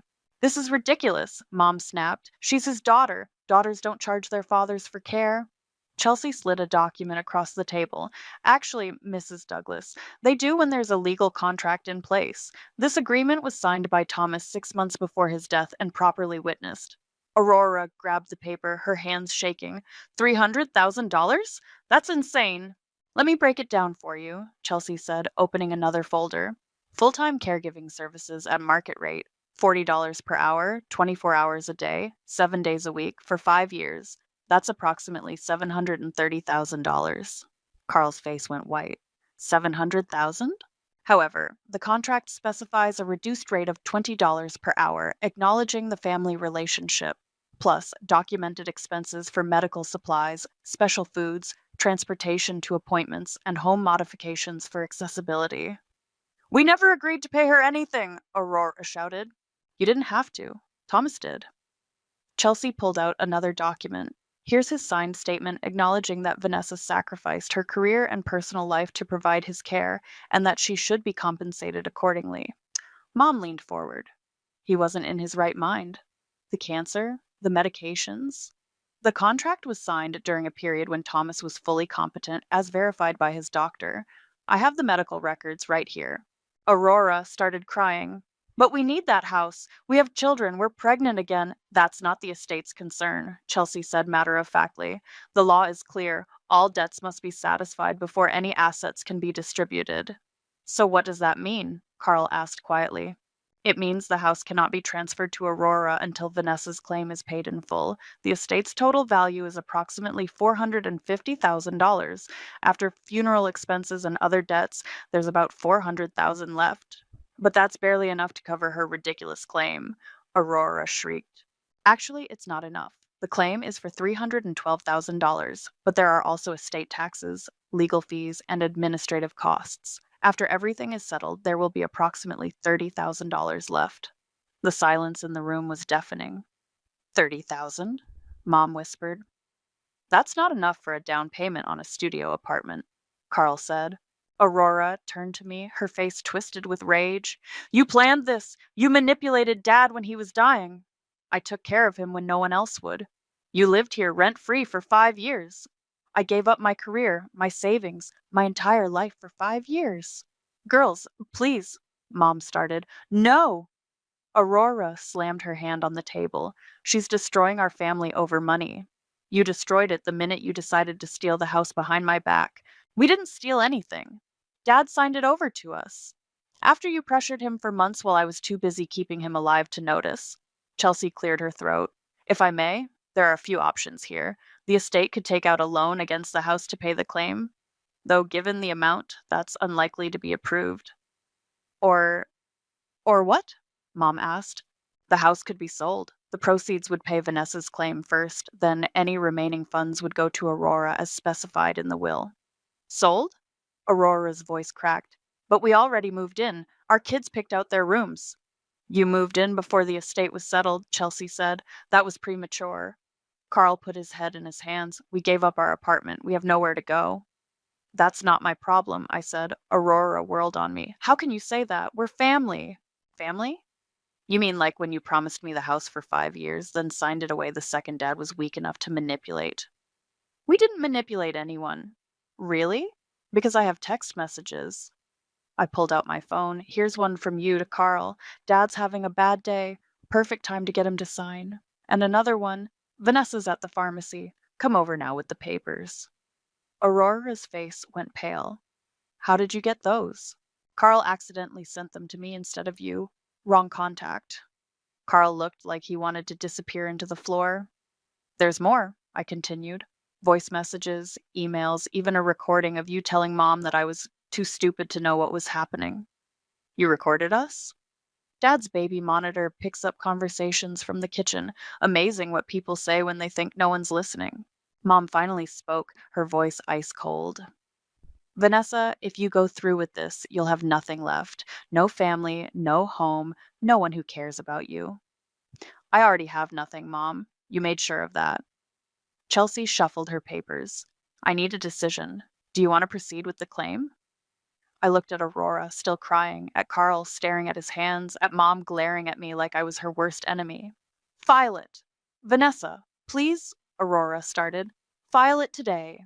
As we left the office, Aurora grabbed my arm in the parking lot. I'll fight this. I'll prove you coerced, Dad, that you took advantage of a sick old man. I pulled my arm free. Good luck with that. I mean it. I'll drag you through court, expose what you really are, a greedy, selfish... What I really am, I said quietly, is someone who kept her word. Unlike you. I got in my car and drove away, leaving them standing in the parking lot, their perfect plan crumbling around them. Within a week, Aurora and Carl were back in their old apartment. I know because Carl called me, practically begging, Vanessa, please, we had to break our lease to move into the house. Now we're paying double rent until we can find something else. That sounds rough. The kids are confused. They don't understand why they can't live in Grandpa's house anymore. Maybe you should have thought about that before you lied to them. We never lied. Carl, I have recordings. Do you want me to play them for your kids? He hung up. The family gossip network kicked into high gear. Aunt Linda called first. Vanessa, honey, I heard there's some trouble with your father's estate. Nothing I can't handle, Aunt Linda. Well, your cousin Beth mentioned that Aurora's been telling people you're trying to steal the house from her children. Is that what she's saying? She's also saying you manipulated your father when he was dying, that you took advantage of his illness. I laughed, but it came out bitter. Aunt Linda, did Aurora ever visit Dad when he was sick? Well, I'm sure once a week, for an hour, usually with the kids, so she could take pictures for Facebook. Oh. Did she ever change his sheets when he had an accident? Feed him when he was too weak to hold a spoon? Sit with him during chemo treatments? Silence. I did all of that, for 5 years, while Aurora was posting about what a devoted daughter she was. I had no idea. Most people don't, but now you do. By the end of the week, the family had split into camps. Uncle Mike and Aunt Linda were on my side. Cousin Beth was Team Aurora. Aunt Sarah was staying neutral, which meant she thought I was right but didn't want to deal with Mom's wrath. Mom, meanwhile, had declared war. She showed up at the house on Friday afternoon while I was packing Dad's books. I want you out. Today. The estate hasn't been settled. I'm still the caregiver on record. You're not a caregiver anymore. Your father is dead. But his affairs aren't settled. Until they are, I have legal right to remain in the house. She walked over to the bookshelf and started pulling out photo albums. These are family pictures. They belong to the family. I am family. No. She turned to face me, her eyes cold. You stopped being family the day you decided to destroy Aurora's future. I didn't destroy anything. I just refused to let you destroy mine. Aurora has children to think about. A baby on the way. You have nothing. I have nothing because I gave everything to take care of Dad. That was your choice. It was your manipulation. She slammed a photo album on the table. You want to know the truth, Vanessa? Your father felt guilty about you. He knew you'd wasted your life taking care of him instead of getting married and having children like a normal woman. The words hit like a slap. He never said that. He did, to me, many times. He worried that you'd become a bitter old maid with nothing to show for your life. You're lying. Am I? Why do you think he was so eager to sign the house over to Aurora? He wanted to make sure his legacy went to someone who'd actually done something with her life. I stared at her, trying to process what she was saying. He pitied you, Vanessa. We all did. That's when my phone rang. It was Remington, my best friend from high school. Rem, I can't talk right now. Vanessa?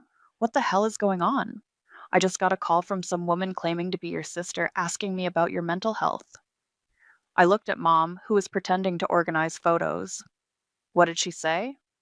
She wanted to know if you'd ever been hospitalized for depression, if you'd ever talked about hurting yourself or others. She said the family was worried about you. And what did you tell her? I told her to go to hell and hung up. But Vanessa, what is this about? I'll call you back. I hung up and turned to Mom. Aurora's calling my friends now? We're concerned about your mental state.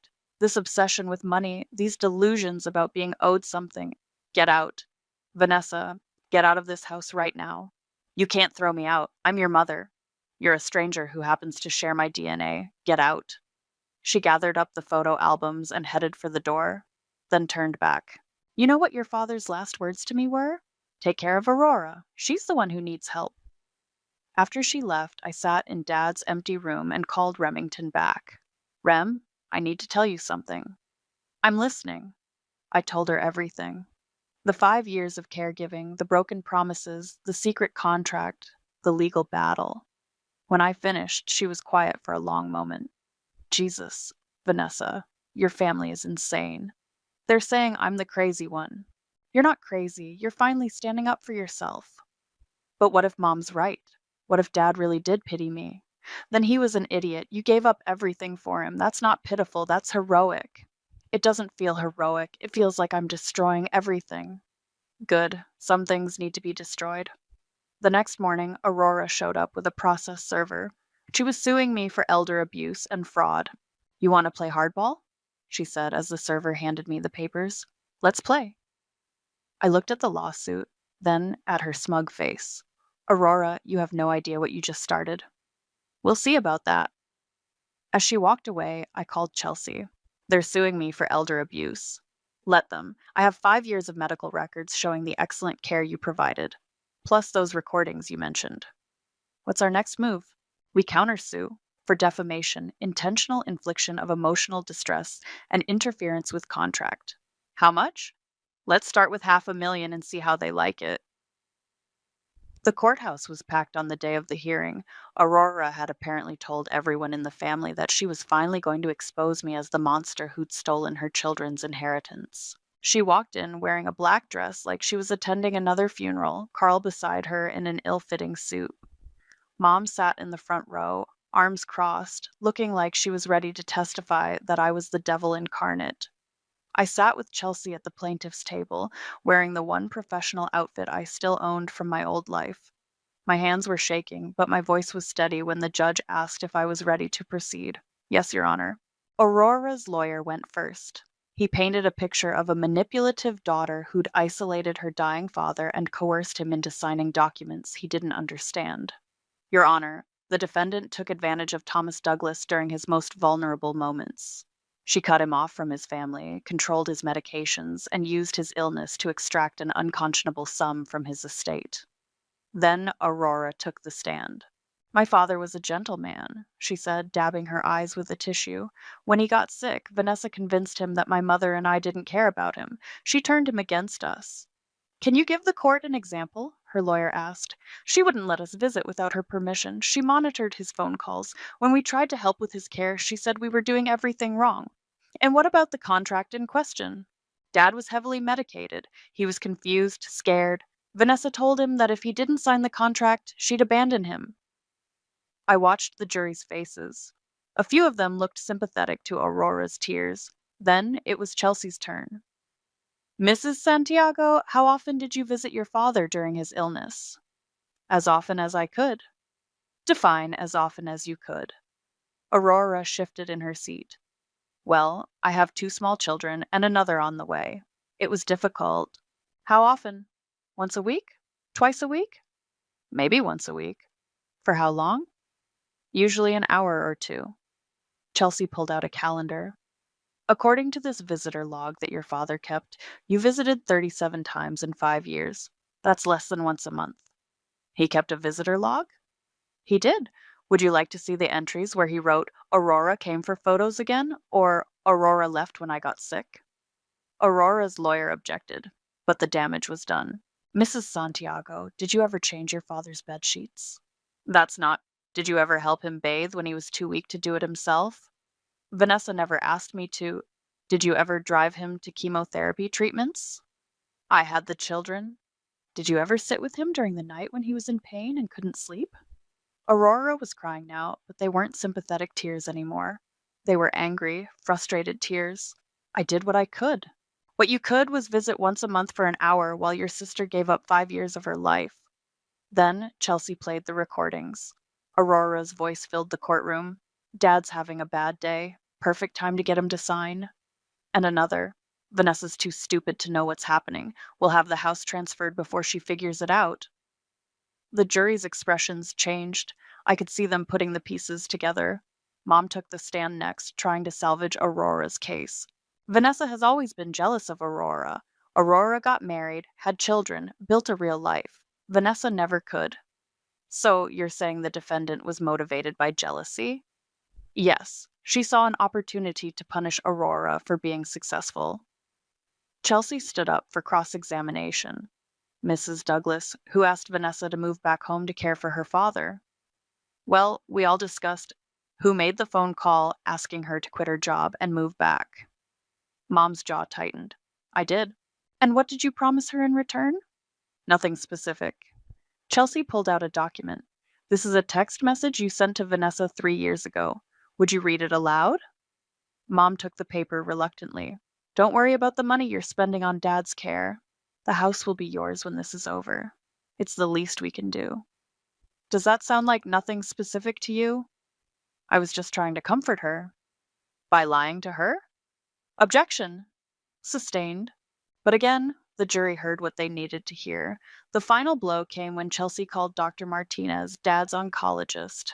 Doctor, in your professional opinion, was Thomas Douglas mentally competent when he signed the caregiver contract? Absolutely. His cognitive function was excellent. He was very clear about his wishes and very grateful for his daughter's care. Did he ever express concerns about the contract? The opposite. He told me he felt guilty that it had taken him so long to formalize the arrangement. He said Vanessa had sacrificed everything for him and deserved to be compensated. When the doctor stepped down, Aurora's case was over. The judge deliberated for less than an hour. In the matter of Douglas' estate, I find in favor of the plaintiff. The caregiver contract is valid and enforceable. The defendant's claims of elder abuse and fraud are without merit and appear to be retaliatory in nature. Aurora collapsed in her chair, sobbing. Carl put his arm around her, but he looked relieved that it was finally over. Furthermore, the judge continued, I'm awarding the plaintiff an additional $50,000 in legal fees and damages for the frivolous lawsuit filed against her. Mom stood up and walked out without looking at me. Aurora had to be helped from the courtroom by Carl and her lawyer. As I gathered my papers, I heard Aurora's voice in the hallway, high and desperate. This isn't over. I'll appeal. I'll fight this until... Her voice faded as the courthouse doors closed behind them. Chelsea squeezed my shoulder. It's over, Vanessa. You won. But standing there in that empty courtroom, victory felt a lot lonelier than I'd expected. The house sold 3 weeks after the court ruling. I watched from my car as the new family moved in, a young couple with a toddler who ran around the yard like it was the most magical place on earth. They'd gotten it for $20,000 under asking price because Aurora had trashed it before she left. Broken windows, holes punched in walls, the kitchen cabinets ripped off their hinges. Her final tantrum. My phone buzzed. A text from an unknown number. Hope you're happy. The kids are sleeping on air mattresses because of you. I deleted it without responding. Chelsea met me at the bank to sign the final paperwork. $362,000 after legal fees and court costs. More money than I'd ever seen in my life, and somehow it felt like nothing at all. What will you do now? She asked as we walked out. I honestly don't know. You could go anywhere, do anything. I looked back at the bank, then at the street where I'd grown up. Yeah, I could. That afternoon, I drove to the cemetery. Dad's headstone was simple, just his name and dates. Someone had left flowers, wilted daisies that looked like they'd been there for weeks. Well, Dad, I did it. I kept the contract. I sat down on the grass next to his grave. Aurora's broke. Mom won't speak to me, and half the family thinks I'm a monster, but I won. The wind rustled through the trees, and for a moment I could almost hear his voice. Was it worth it? I was still sitting there when Remington found me. I figured you'd be here, she said, settling down beside me. How'd you know? Because I know you. You always come here when you need to think. We sat in comfortable silence for a while, watching the sun set behind the oak trees. So what now? She asked. Everyone keeps asking me that? Because we care about you. Because for the first time in 5 years, you get to choose your own life. I don't even remember what I wanted before all this started. You wanted to travel, remember? You had that whole plan to see Europe, maybe teach English abroad. I'd forgotten about that dream. It felt like something from another lifetime. You also wanted to go back to school, get your master's degree. That was before I spent 5 years out of the workforce. So, you're 34, not 94. You have time. My phone rang. Aurora's number again. I let it go to voicemail, then played it back on speaker. Vanessa, please. Carl lost his job because of all the court dates. We're behind on rent. The kids don't understand why we can't afford groceries. I'm begging you. I deleted the message. She's called 12 times today. I told Remington. What does she want? Money. She wants me to give her some of the settlement. Are you going to? I thought about it. About Aurora's kids, who didn't ask for any of this. About Carl, who'd just been trying to keep his wife happy. About the 5 years I'd lost, the promises that were broken, the family that was destroyed. No. Good. Does that make me a terrible person? It makes you someone who finally learned to value herself. We drove to dinner at that little Italian place downtown where we used to go in high school. Over pasta and wine, Remington told me about her job, her boyfriend, her normal life with normal problems. I missed this, I said, having a conversation that wasn't about medications or doctor appointments or whether someone was eating enough.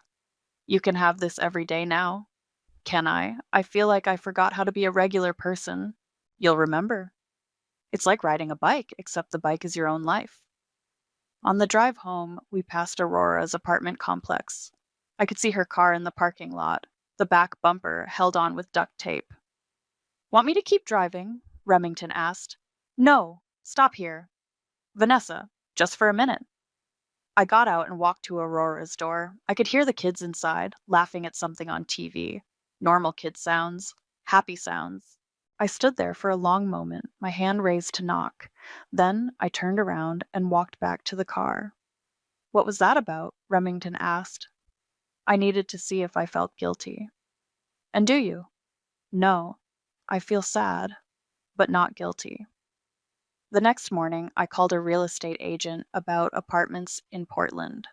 Then I called the university about their graduate program. Then I booked a flight to London, just because I could.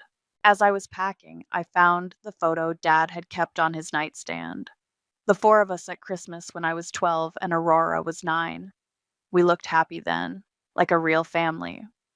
I studied Mom's face in the picture, the way she was looking at Dad with genuine love. Aurora was missing her front teeth, grinning at the camera. Dad had his arms around all of us, protective and proud. I almost threw it away. Then I slipped it into my suitcase instead. Some things are worth keeping, even when they hurt. My phone rang one last time as I was loading my car. Mom's number. I answered. Vanessa. Her voice was different, smaller. Mom, I needed to tell you something. I waited. Your father did love you. Whatever else happened, whatever I said, he loved you very much. I know. Do you? Because I said some terrible things? You did. But I know Dad loved me. That's why he made sure I'd be okay. She was quiet for a long moment. I'm sorry. For all of it. I know you are. Can you ever forgive us? I looked at the house one last time, at the windows where I'd spent 5 years watching Dad fade away, at the door where Aurora had celebrated stealing my future. Maybe someday, but not today. I hung up and drove away, toward whatever came next. In my rearview mirror, the house got smaller and smaller until it disappeared completely. And for the first time in 5 years, that felt exactly right. The smell of antiseptic and my father's morning medications hit me like a slap as I pushed open his bedroom door. Same routine, different day. 5 years of this. "Morning, Dad," I called out, forcing brightness into my voice that I definitely didn't feel. Moses was already awake, staring at the ceiling with that look he got sometimes, like he was calculating all the ways his life had gone sideways. The accident had taken his legs, but I swear it took pieces of both our souls too. "Trinity," he said, attempting to sit up. "You don't have to." "Yes, I do." I set down the breakfast tray and started arranging his pills. Blue one for blood pressure, white one for pain, the little yellow capsule that kept his mood from completely tanking. "I can't give you back those years, but I can make sure you're protected." Protected from what? He was quiet for so long I thought he'd fallen asleep. Then, "Your mother has plans, big plans, and they don't include you." Before I could ask what he meant, car doors slammed outside. Through the window, I watched a black SUV pull into our driveway. "Oh shit," I muttered. Language, Dad said automatically, but he was smiling. Brinley burst through the front door like a hurricane in designer clothes, dragging a rolling suitcase and trailing her friend Tatum behind her. "I'm home," she announced to the entire neighbourhood. Mum practically flew down the stairs. "Brinley! Oh my God, you look amazing! How was the flight? Are you tired? Hungry?" "I'm perfect, Mum. Just perfect." Brinley air-kissed both of Mum's cheeks. "Tatum, this is my mother. Mum, this is Tatum Meyer. She has like 3 million followers." Tatum, a blonde carbon copy of my sister, smiled with too many teeth. "Your home is so cute, very authentic." I stayed in the doorway, watching the reunion show. "Trinity!" Brinley finally noticed me. "Oh, wow, you look exactly the same." "Thanks." She pulled me into a hug that felt like a performance. "I've missed you so much. We have so much to catch up on." "I'm sure we do." "Girls, why don't you get settled?" Mum said. "Trinity, help them with their bags." Of course. The maid service continues. As I carried Tatum's suitcase upstairs, I caught pieces of their conversation drifting from the kitchen. "The party's going to be perfect," Mum was saying. "Everyone's coming. The whole neighbourhood, Dad's old business partners, even some of the relatives from out of state." "Good," Brinley said. "I want everyone to see how well we're all doing." Speaking of which, we need to discuss the arrangements afterward. What arrangements? Well, with Dad recovering so well, we won't need Trinity as a full-time caregiver anymore. We're thinking of selling the house, using the money to help fund your wellness brand. My blood turned to ice. "That's brilliant, Mom. Trinity can finally get her own life, and I can expand the business. Win-win." "Exactly. She was born to be a caregiver anyway. She'll figure something out." "She always does." I set down the suitcase and gripped the banister to keep from falling. Born to be a caregiver, like it was my destiny to sacrifice everything while they lived their dreams. "What about Trinity's cut?" Tatum asked. Brinley laughed. "Cut? She's been living here rent-free for 5 years. That's payment enough." I made it to my room before the tears started. 5 years of my life, and they saw it as me getting a free ride. My phone buzzed, a text from Simon. "How are you holding up?" I started typing a response, then deleted it, then typed another one, and deleted that too. Finally, I just wrote, "They want to sell the house." His response came immediately, "Over your dead body." If only he knew how right he was. The morning of the party, our house transformed into something I barely recognized. White tablecloths, fancy centerpieces, and enough flowers to stock a funeral home. Mum had hired actual servers, which meant I got to watch strangers do the hosting while I pushed Dad's wheelchair around like hired help. "Trinity, you look lovely," said Mrs. Carter from next door, though her eyes said otherwise. I'd managed to find a decent dress in the back of my closet, but next to Brinley's designer everything, I looked like the help. "Thank you, Mrs. Carter. It's so wonderful what you've done for your father. Such a sacrifice." There was that word again. Sacrifice. Like I'd chosen this. The backyard filled up fast. Dad's old business partners, distant relatives I hadn't seen in years, neighbours who'd never bothered to check on us during the worst of it. Everyone wanted to celebrate Moses Hanson's miraculous recovery. "Trinity!" Uncle Robert grabbed me in a bear hug. "Look at you, kiddo, still taking care of everyone I see." Something like that. "Your sister's doing amazing things. We saw her on that morning show last week. Very impressive." Of course they had. Brinley held court by the pool, surrounded by admirers, while Tatum filmed everything for her social media. She wore a flowing white dress that probably cost more than my monthly grocery budget, and she glowed like she was the guest of honor.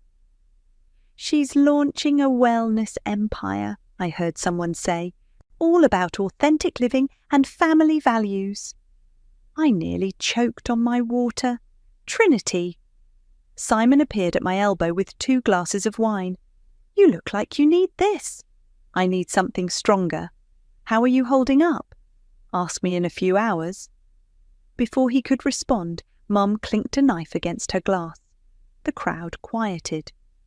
Thank you all for coming to celebrate Moses's incredible recovery, she began. This past year has been challenging for our family, but it's also shown us what really matters. Murmurs of agreement rippled through the crowd. We've learned so much about resilience, about supporting each other, about the power of love. Her voice caught slightly. And we've been blessed to have Trinity here, taking such wonderful care of her father. Polite applause. I wanted to disappear.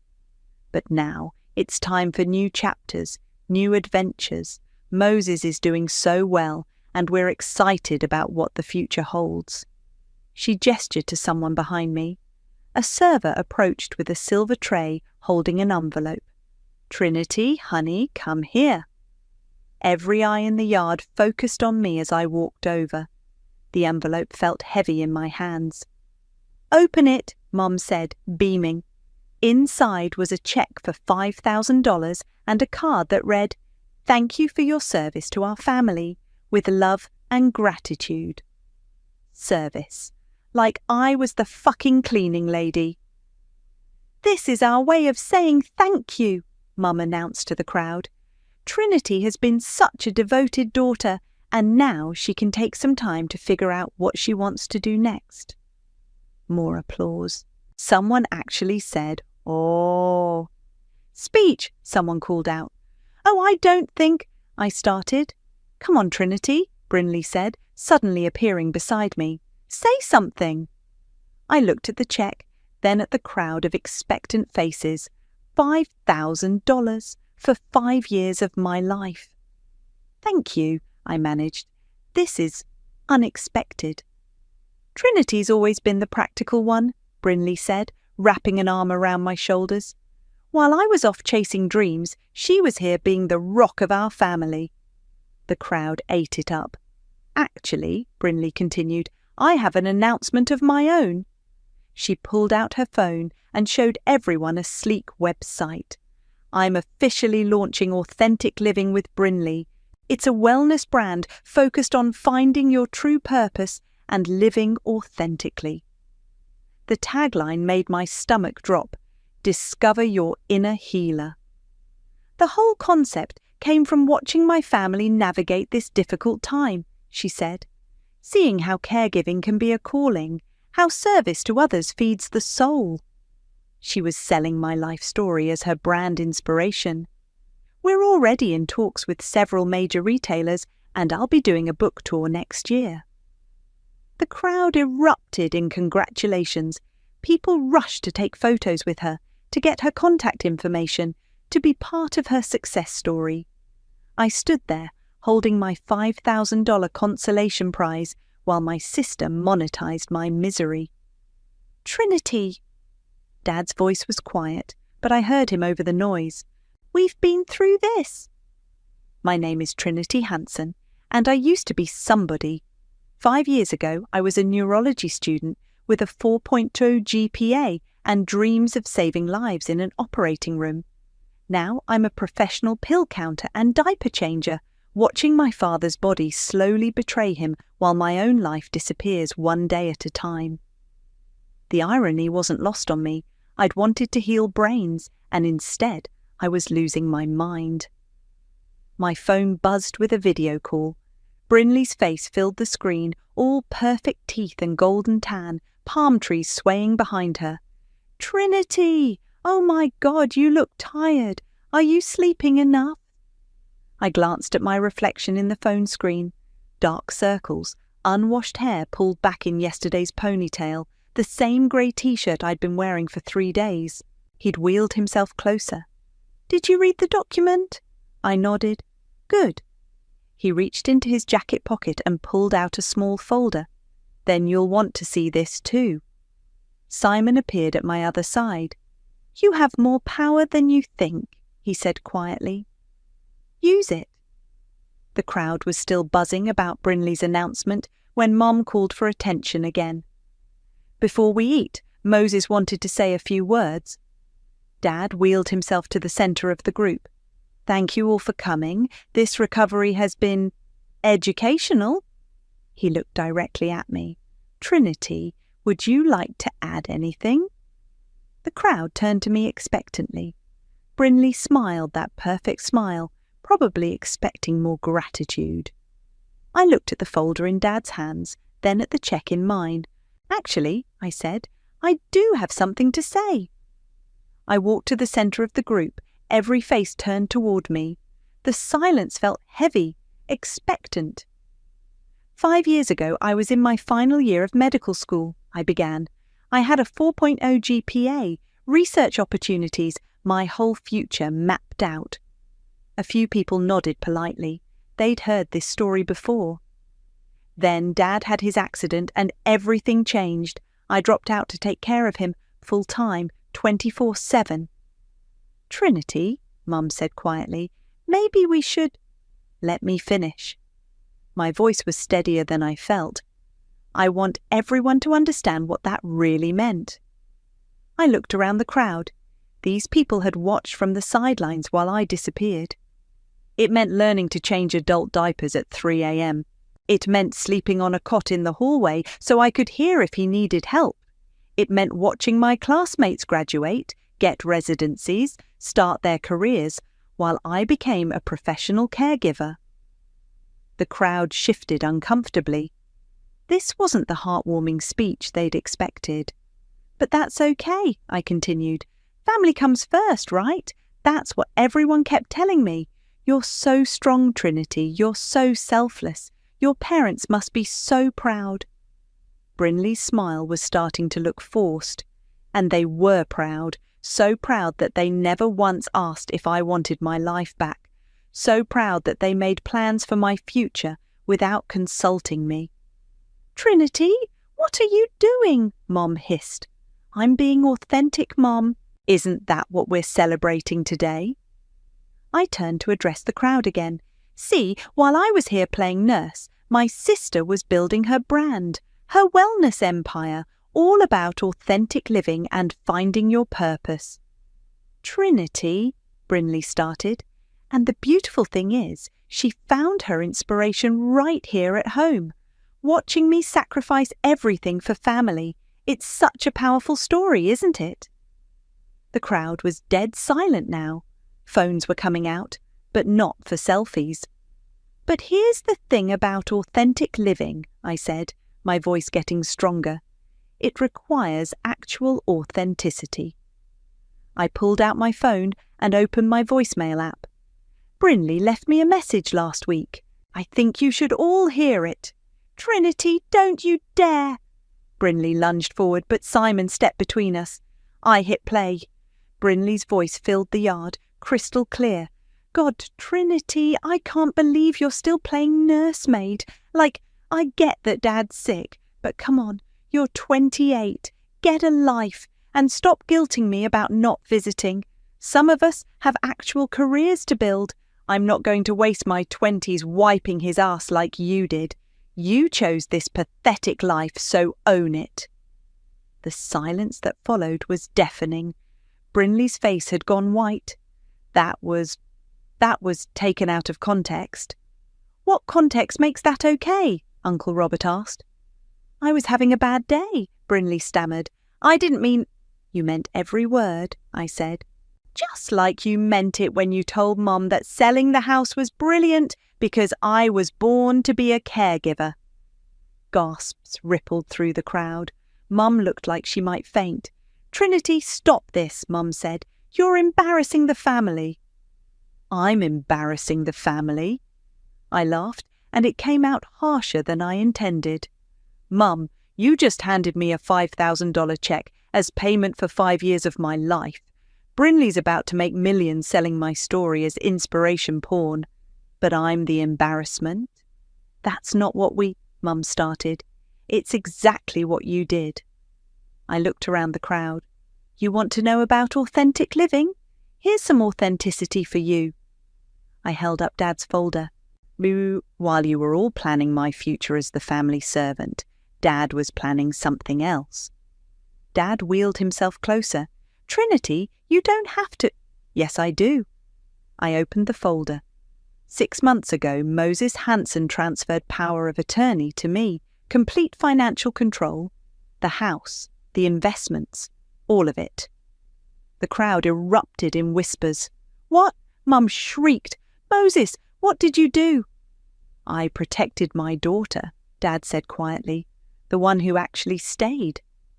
Brinley was shaking her head. This is insane. You can't just... I can, and I did. I pulled out another document. I also used that authority to finish my degree online. Graduated last month, actually. Summa cum laude. Simon was grinning now. Several people in the crowd looked impressed. But wait, there's more, I said, channeling every infomercial I'd ever seen. I also started a consulting firm. Turns out, 5 years of managing medical care, insurance claims, and family finances makes you pretty good at problem solving. Trinity, Mum said weakly, what are you saying? I'm saying the house isn't for sale, Mum. I'm saying Brinley's wellness brand just lost its funding source. I'm saying I'm done being the family doormat. Brinley finally found her voice. You can't do this to me. I have contracts, investors. You have a brand built on lies, I said. Good luck explaining that to your followers. The crowd was buzzing now, phones definitely recording. This was going to be all over social media within the hour. You're destroying this family, Mum said, tears streaming down her face. No, Mum, I'm saving myself. I looked around at all the shocked faces, then back at my sister. Any other announcements, Brinley? Or are we ready for dinner? The silence stretched like a rubber band about to snap. Brinley stood frozen, her perfect composure cracking like old paint. You're bluffing, she said finally. Dad wouldn't do that. He wouldn't cut us out. He didn't cut you out, Brinley. You cut yourself out 5 years ago. This is ridiculous. She turned to the crowd, trying to salvage something. My sister's having some kind of breakdown. The stress of caregiving, you know how it is. Actually, interrupted Alex Carter, our neighbour, I think we'd all like to hear more about this consulting firm. Several people nodded. The tide was turning, and Brinley could feel it. Trinity, Mum said, her voice shaking, please don't do this. We're family. Are we? I asked. Because family doesn't plan to sell the house out from under the daughter who's sacrificed everything. Family doesn't hand out $5,000 checks like severance pay. We were trying to help you move on, Mum protested, by kicking me out, by giving you freedom. Freedom? I laughed. Mum, you were giving me freedom the same way a company gives you freedom when they fire you. Uncle Robert stepped forward. Moses, is this true? Meanwhile, my sister looked like she'd stepped out of a magazine shoot. I'm fine, Brinley. Just busy. Busy with what? It's not like Dad's going anywhere. She laughed at her own joke, then caught herself. I mean, you know what I mean. Anyway, I'm in Bali right now, and the energy here is just incredible. I'm doing a whole series on finding your authentic self through travel. My followers are eating it up. 2 million followers who hung on her every word about self-discovery and living your best life. If they only knew she'd discovered herself by abandoning her family when things got hard. That's great, I said, helping Dad with his water cup. Really inspiring. I know, right? Oh, and I've been thinking about you so much lately. Like, what you're doing is so important. Did you really sign everything over to Trinity? Dad looked older than his 59 years, but his voice was steady. Every word. Why? Aunt Linda asked. Because she earned it. Dad's eyes found mine. Because she stayed when everyone else left. Because she gave up her dreams so I could keep mine. That's not fair, Brinley said, her voice rising.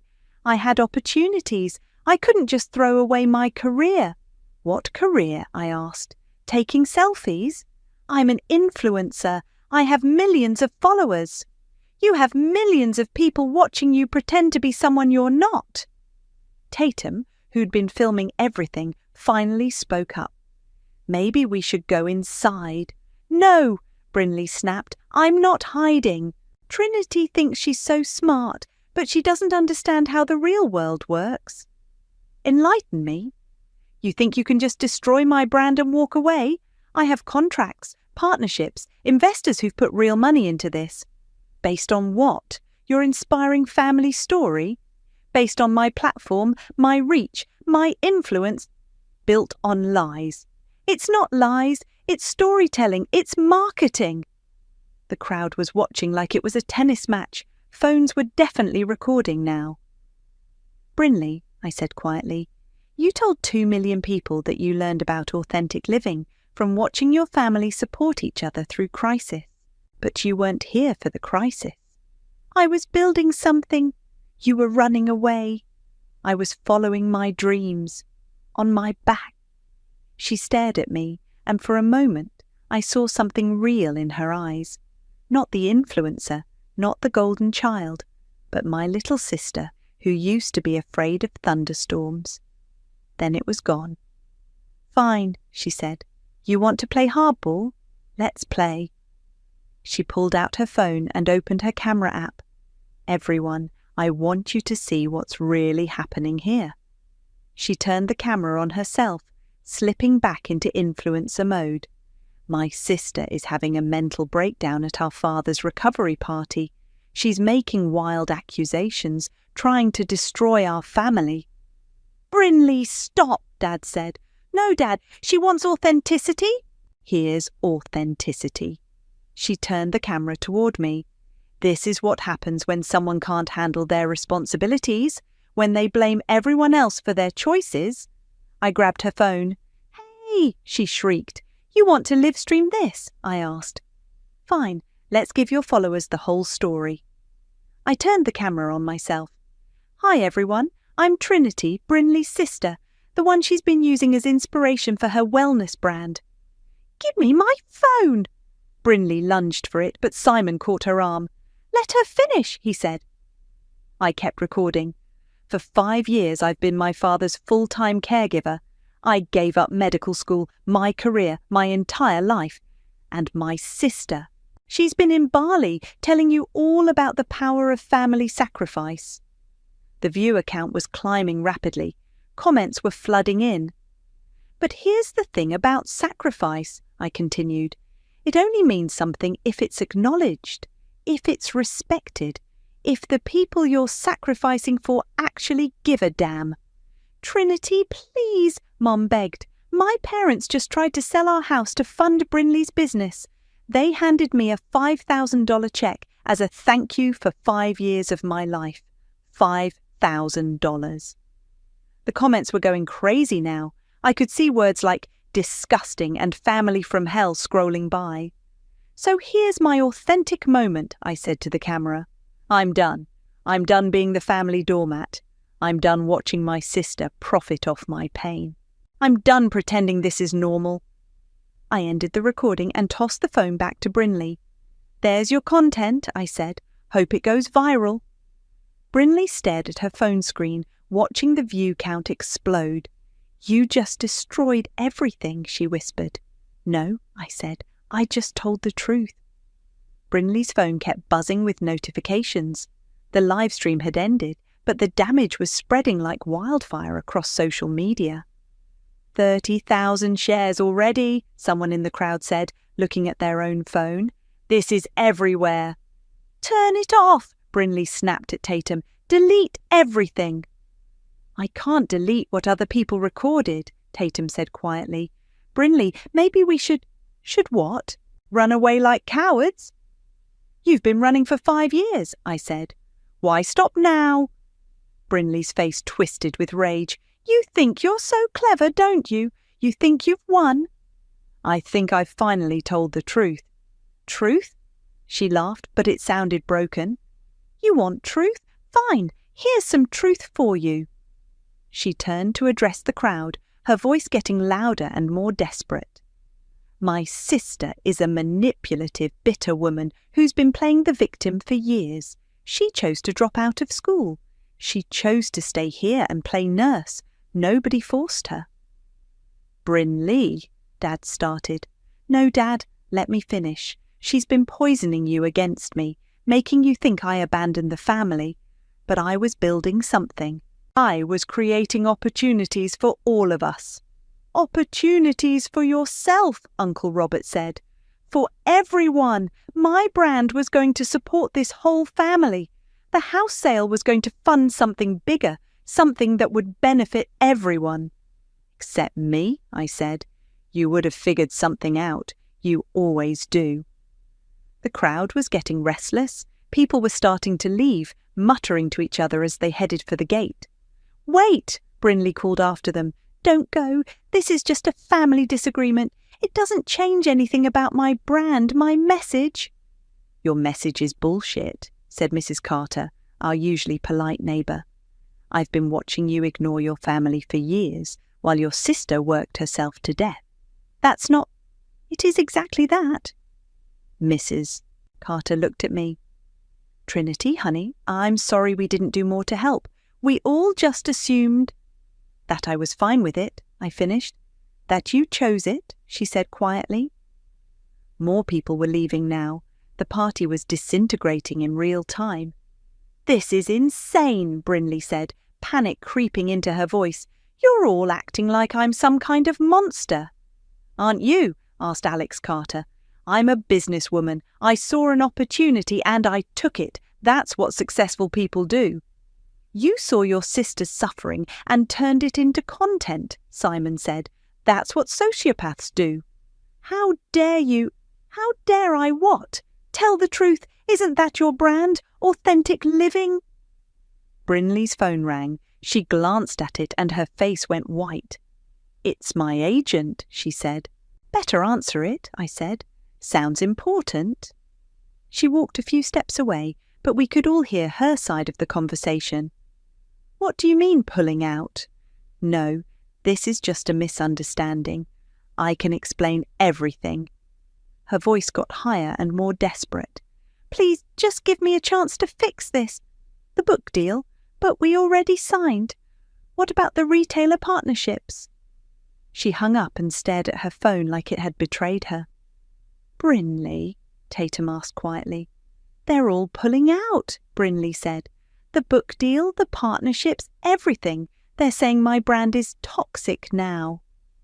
Maybe you should have thought about that before you built your empire on lies, I said. It wasn't lies. It was exploitation, Dad said quietly. Taking care of Dad, sacrificing everything. It's like, wow, I could never be that selfless. Selfless? That's what everyone called it. What a pretty word for having your entire future stolen. Brinley, I need to... Wait, let me just say this. You're like the ultimate example of putting family first. I'm actually thinking of doing a post about it. My sister, the unsung hero. It would be so powerful. I wanted to throw the phone across the room. Instead, I smiled. Sounds amazing. I have to go. After she hung up, Dad was quiet for a long moment. She means well, he said finally. Does she? He didn't answer, which was answer enough. The doorbell rang around noon. I opened it to find Simon McGregor standing there with coffee and that concerned look he'd been wearing a lot lately. And I let it happen. Dad, no, Brinley said, rushing to his wheelchair. You didn't do anything wrong. This is all Trinity's fault. She's jealous. She's bitter. She's right, Dad said, about all of it. The remaining guests were openly staring now. This was better than reality TV. I let you turn your sister's sacrifice into your success story, Dad continued. I let your mother plan to sell the house without consulting the daughter who saved it. I let you both treat Trinity like hired help instead of family. Moses, Mum said weakly, don't say things you'll regret. I regret plenty, Heidi, but not this. He looked at me. Trinity, I'm sorry. I'm sorry it took me so long to do the right thing. Dad, no, let me finish. You gave up everything for me. Your education, your career, your 20s. And what did we give you in return? A $5,000 check and a plan to kick you out. Brinley was crying now, mascara running down her cheeks. "This isn't fair. I worked so hard." "You worked hard at being fake," I said, "and now everyone knows it." "I can fix this," she said desperately. "I can make a comeback. People love a redemption story." "Brinley," Tatum said gently, "maybe it's time to stop." "Stop what?" "Stop pretending. Stop performing. Stop trying to turn everything into content." Brinley looked around at the remaining crowd, at her phone still buzzing with notifications, at the ruins of her carefully constructed life. "I don't know how to stop," she whispered. "For the first time in 5 years, my sister looked human." "Then learn," I said. "Start with the truth." Brinley wiped her eyes, smearing mascara across her cheek. For a moment, she looked like the little sister I remembered, vulnerable, lost, human. Then her phone buzzed again, and I watched her face harden. "You know what?" she said, her voice getting stronger. "Fine. You want the truth? Here's the truth." She stood up straighter, addressing the remaining crowd like she was back on camera. "Trinity isn't the saint you all think she is. She's been manipulating Dad for years, isolating him from the rest of us." "Brinley, stop," Dad said. "No, I won't stop. She's been playing the martyr while secretly plotting to steal everything. She probably forged those documents." "I have copies," Dad said firmly, "signed in front of witnesses, including my lawyer." "Then she manipulated you into signing them. She's been poisoning you against your own family." "The only poison in this family is you," Simon said. Brinley whirled on him. "Oh, and here's Trinity's little boyfriend right on cue. How convenient that you showed up just in time to support her takeover." "I've been trying to get Trinity to stand up for herself for months," Simon said. "She's been protecting you all this whole time." "Protecting us? She's been sabotaging us." "How?" I asked. "By taking care of Dad, by managing his medications, his appointments, his insurance claims, by keeping this house running while you were off playing influencer." "By making us look bad, by making everyone think we abandoned Dad." "You did abandon Dad. I was building a career." "You were building a lie." The crowd was thinning out rapidly now. People were uncomfortable, embarrassed to be witnessing this family meltdown. But a few stayed, phones still recording. "This is going to be everywhere," Tatum said quietly. "Brinley, we need to do damage control." "There is no damage control," I said. "The truth is out now." "The truth according to you," Brinley snapped. "But you're not the only one with stories to tell." She pulled out her phone again, opening her camera app. "Everyone wants authenticity? Fine. Let me tell you about my authentic experience with my sister." "Brinley, don't," Mum pleaded. "She's been emotionally blackmailing this family for years, making us all feel guilty for having lives outside this house. She chose to drop out of school, but she's been making us pay for it ever since." "That's not true," Dad said. "Isn't it? She's been the perfect victim, hasn't she? Poor Trinity, sacrificing everything. But what about my sacrifices? What about the guilt I've carried for 5 years?" "What guilt?" I asked. "The guilt of being successful while you were stuck here. The guilt of having opportunities while you were changing diapers. Do you think that was easy for me? Easier than changing the diapers? Everything's a joke to you now, isn't it? Now that you've destroyed my life." "I didn't destroy your life, Brinley. I just stopped protecting it." She stared at me, and I saw something shift in her expression. The desperation was turning into something uglier. "You want to know what I really think?" she said. "I think you're glad Dad got hurt. I think you're glad you had an excuse to give up on your dreams." The remaining crowd gasped. Dad's face went white. "Brinley," he said quietly, "that's enough. No, it's not enough. She's been playing the victim for so long, she's forgotten how to be anything else. She didn't stay here out of love. She stayed here out of fear." "Fear of what?" "Fear of failing. Fear of finding out you weren't as smart as everyone thought. Fear of competing in the real world." "You're wrong," Simon said. "Am I?" Then why didn't she finish school online sooner? Why didn't she hire help for Dad? Why didn't she build a life outside this house? Because she was too busy cleaning up your messes, I said. What messes? The credit card bills you racked up and sent here, the student loans you defaulted on, the car payments you missed. Should I go on? Brinley's face went red. That's private. Private? You made my life public content for your brand. Fair's fair. Those were temporary setbacks. Temporary? Brinley, I've been covering your debts for 3 years. The crowd was riveted now. This was better than any reality show. You had no right. I had power of attorney. I had every right. You manipulated Dad into giving you that power. I earned it, Dad said, his voice stronger than I'd heard it in years. Trinity earned every bit of authority I gave her. By guilting you. By staying, Dad said simply, by being here when no one else was. Brinley looked around at the remaining faces, all of them staring at her with a mixture of pity and disgust. This isn't over, she said to me. I'll fight this. I'll prove you manipulated him. With what money? I asked. Your brand is dead, your partnerships are gone, and your debts are about to catch up with you. I'll find a way. No, I said quietly. You'll find a job, a real job, like the rest of us. Brinley's phone rang again. She looked at it and her face crumpled. It's my landlord, she whispered. Better answer it, I said.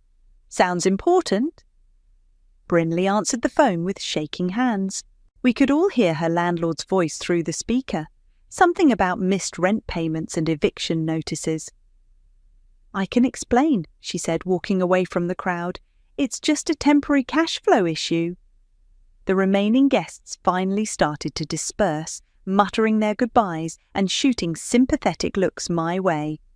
The party was officially over. Trinity, Mum said, once we were alone with just family, what happens now?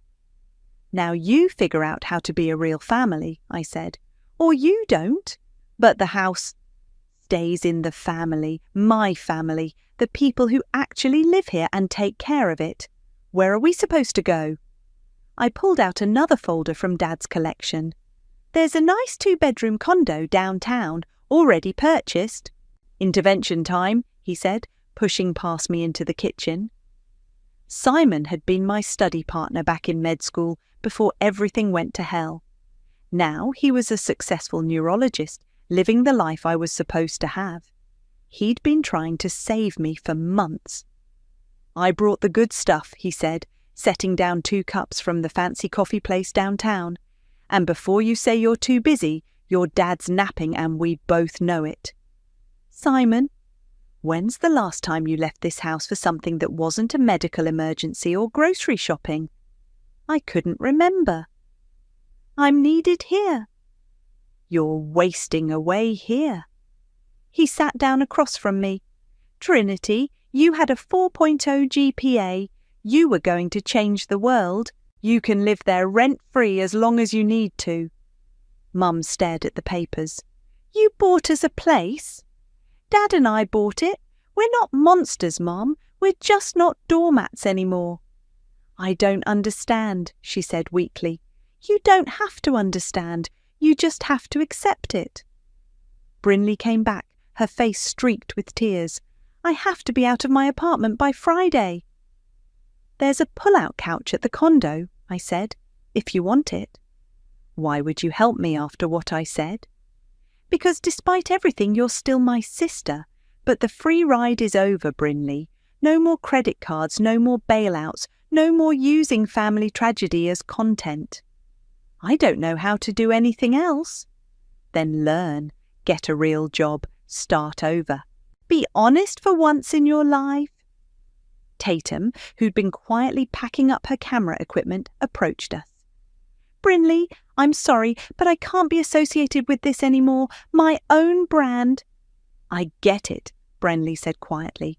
Everyone's jumping ship. Maybe that's what you need, I said, to figure out who you are when nobody's watching. Simon appeared at my side. The caterers are asking about clean-up. Tell them to leave everything, I said. I'll handle it tomorrow. Actually, Dad said, I think I'd like to help with that. Dad, you don't have to.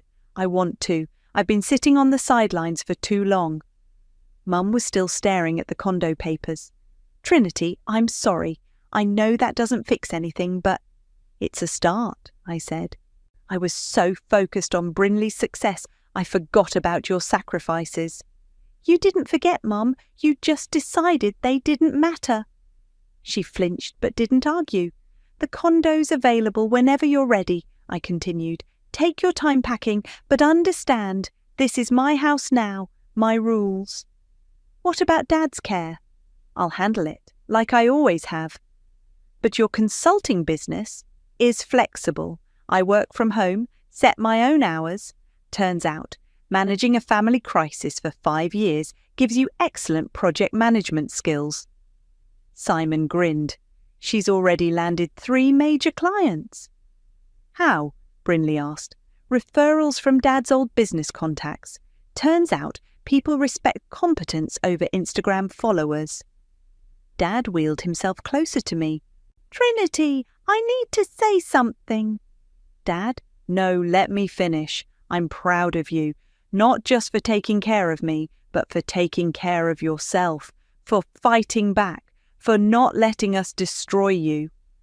You didn't destroy me, you just delayed me. I'm proud of the woman you've become, the woman you always were, but we were too blind to see. Brinley was crying again, but quietly this time. I really screwed up, didn't I? Yeah, I said.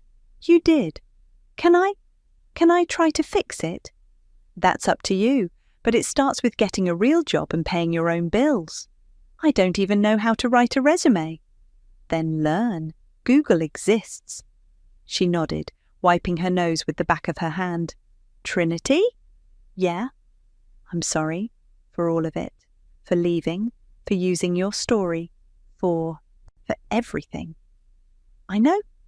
Do you forgive me? I looked at my sister, really looked at her. Without the perfect makeup and designer clothes, she looked young and scared and lost. Ask me again in a year, I said, after you've proven you can change. That's fair. As the sun set over our backyard, still littered with party decorations and abandoned champagne glasses, I felt something I hadn't felt in 5 years. Peace. Not happiness. Not yet. But peace. The kind that comes from finally telling the truth, from finally standing up for yourself, from finally being seen. So what now? Simon asked. Now we clean up the mess, I said, looking around at the chaos. And then we figure out what comes next. Together? I smiled at him, the first real smile I'd felt in years. And together? Dad reached over and squeezed my hand. Thank you, Trinity, for everything. Thank you for finally seeing me. I always saw you, I just forgot to say it. Well, I said, we've got time to make up for that now. And for the first time in 5 years, that felt like enough. Now I'm what? You're disappearing. The words hit harder than they should have, maybe because they were true. My family needs me. Your family is using you. He leaned forward, and you know it. Before I could argue, he stood up. Just think about it, okay? You deserve more than this. After he left, I found myself staring at the mail pile on the kitchen counter. Bills, medical statements, the usual junk. But underneath it all was a thick envelope I hadn't noticed before. Legal letterhead, addressed to me personally. Private Moses Hanson was written in Dad's shaky handwriting across the seal. My hands trembled as I picked it up. Why would Dad have legal documents sent to me in secret? I looked toward his bedroom, then back at the envelope. Whatever was inside, I had a feeling it was about to change everything. I stared at the envelope for what felt like hours before finally tearing it open. The legal jargon made my head spin at first, but then certain phrases jumped out like neon signs. Power of attorney, Trinity Hanson, sole authority over financial decisions. "What the hell?" I whispered. "Trinity, dear, what are you mumbling about?" Mum's voice cut through my shock as she breezed into the kitchen, arms full of party planning supplies. I quickly shoved the papers under a magazine. "Nothing, Mum, just going through the mail." Heidi dumped ribbons and centerpieces onto the counter, her face already wearing that stressed-out expression she got whenever she had to organize anything. "Good, because I need your help. The recovery party is in 3 days and I'm drowning here. Did you pick up Dad's new shirt from the cleaners?" "Yes." "And you confirmed the caterer?" "Yes." "What about the flowers? Please tell me you didn't forget the flowers." I hadn't forgotten anything. I never did. "They'll be delivered Friday morning." "Thank God. I don't know what we'd do without you." She said it like a compliment, but it felt like a chain around my neck. "Oh, and make sure you wear something nice, not one of those awful grey shirts you live in." "Mum, I'm serious, Trinity. Brinley's bringing her friend Tatum, and there will be photos. We need to look like a proper family." A proper family. Right, the kind where one daughter jets around the world while the other scrubs bedpans. After she left, I waited until I heard her upstairs before pulling out the papers again. This time, I read every word. The document was dated 6 months ago. Dad had quietly transferred power of attorney to me, giving me control over his finances, medical decisions, even the house, everything. I found him in his room, pretending to read, but obviously waiting for me. "You read it," he said without looking up. "Dad, what is this?" He set down his book and finally met my eyes. "Insurance? Insurance for what?" "For you." His voice was barely above a whisper. "Trinity, I know what I've cost you. Your degree, your future, your whole damn life." The legal document slipped from between the pages of my old college textbook like a ghost from another life. I'd been packing up my studio apartment, again, when I found it wedged in Constitutional Law, Principles and Policies, a book I'd never gotten to finish reading because I dropped out to work double shifts at the diner. My name is Iris, and I'm 31 years old. 5 years ago, I made the biggest mistake of my life. I believed my family actually loved me. "Iris, honey, you're so good with money," Mom had said, her voice dripping with that fake sweetness she reserved for asking favors. "Serena got into law school. Can you believe it? Our baby is going to be a lawyer." I should have seen the trap coming. Should have noticed how Dad suddenly started calling me practical and reliable instead of just ignoring me completely. Should have questioned why they were all so interested in my savings account for the first time in my life. But I didn't. I was 26 and desperate for their approval. "Of course I'll help," I'd said, like an idiot. "Family comes first." The document in my hands was titled Gift of Education Agreement, all official looking with legal letterhead and everything. I remembered signing it, remembered thinking I was being so smart, so careful. Xavier, the lawyer I'd hired, had explained every clause. "This protects you," he'd said. "If she doesn't acknowledge your contribution publicly within 30 days of graduation, the gift converts to a loan, full amount plus interest." I'd laughed then. She's my sister. Of course she'll thank me. God, I was naive. My phone buzzed. A text from Serena. "Graduation party is Saturday. Black tie. Try to look presentable for once. Don't embarrass us." I stared at the message, then at the legal document, then back at the message. 5 years of working 60-hour weeks. 5 years of eating ramen while she posted Instagram stories from fancy restaurants. 5 years of watching her spend my money on designer clothes while I wore the same 3 outfits to work. The invitation to her graduation party was still stuck to my refrigerator. Thick cardstock with gold embossing that probably cost more than my monthly grocery budget.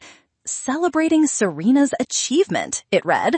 Not our achievement, not the family's achievement, just hers.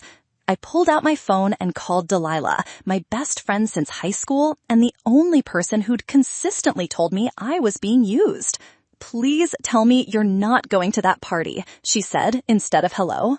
I have to go. She's my sister. She's a parasite. There's a difference. I walked to my kitchen window and looked out at the parking lot where my beat-up Honda used to sit before I sold it to pay for Serena's textbooks. Now I took the bus everywhere, while she drove the BMW Dad bought her for doing so well in school. Remember last Christmas, Delilah continued, when your mom introduced Serena to her book club as our pride and joy, and you as our dependable one, like you're a kitchen appliance? I did remember. I'd been standing right there, holding the tray of cookies I'd baked for the party, and Mom had patted my shoulder like I was a golden retriever. She's graduating law school because of me, I said quietly. And has she thanked you? Ever? Even once? I thought about it. Really thought about it. In 5 years, Serena had never acknowledged my sacrifice. Not when I gave up my apartment to move somewhere cheaper. Not when I sold my car. Not when I took a second job cleaning offices at night.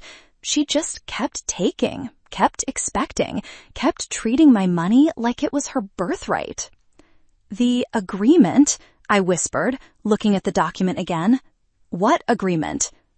I made her sign something before I paid the first tuition bill. It says if she doesn't publicly acknowledge my contribution within 30 days of graduation, the money becomes a loan. Delilah was quiet for a long moment. Iris, please tell me you're not thinking what I think you're thinking. I read the clause again, clear as day, legally binding, witnessed and notarized. She'll thank me at the party, I said. She has to. But even as I said it, I knew she wouldn't.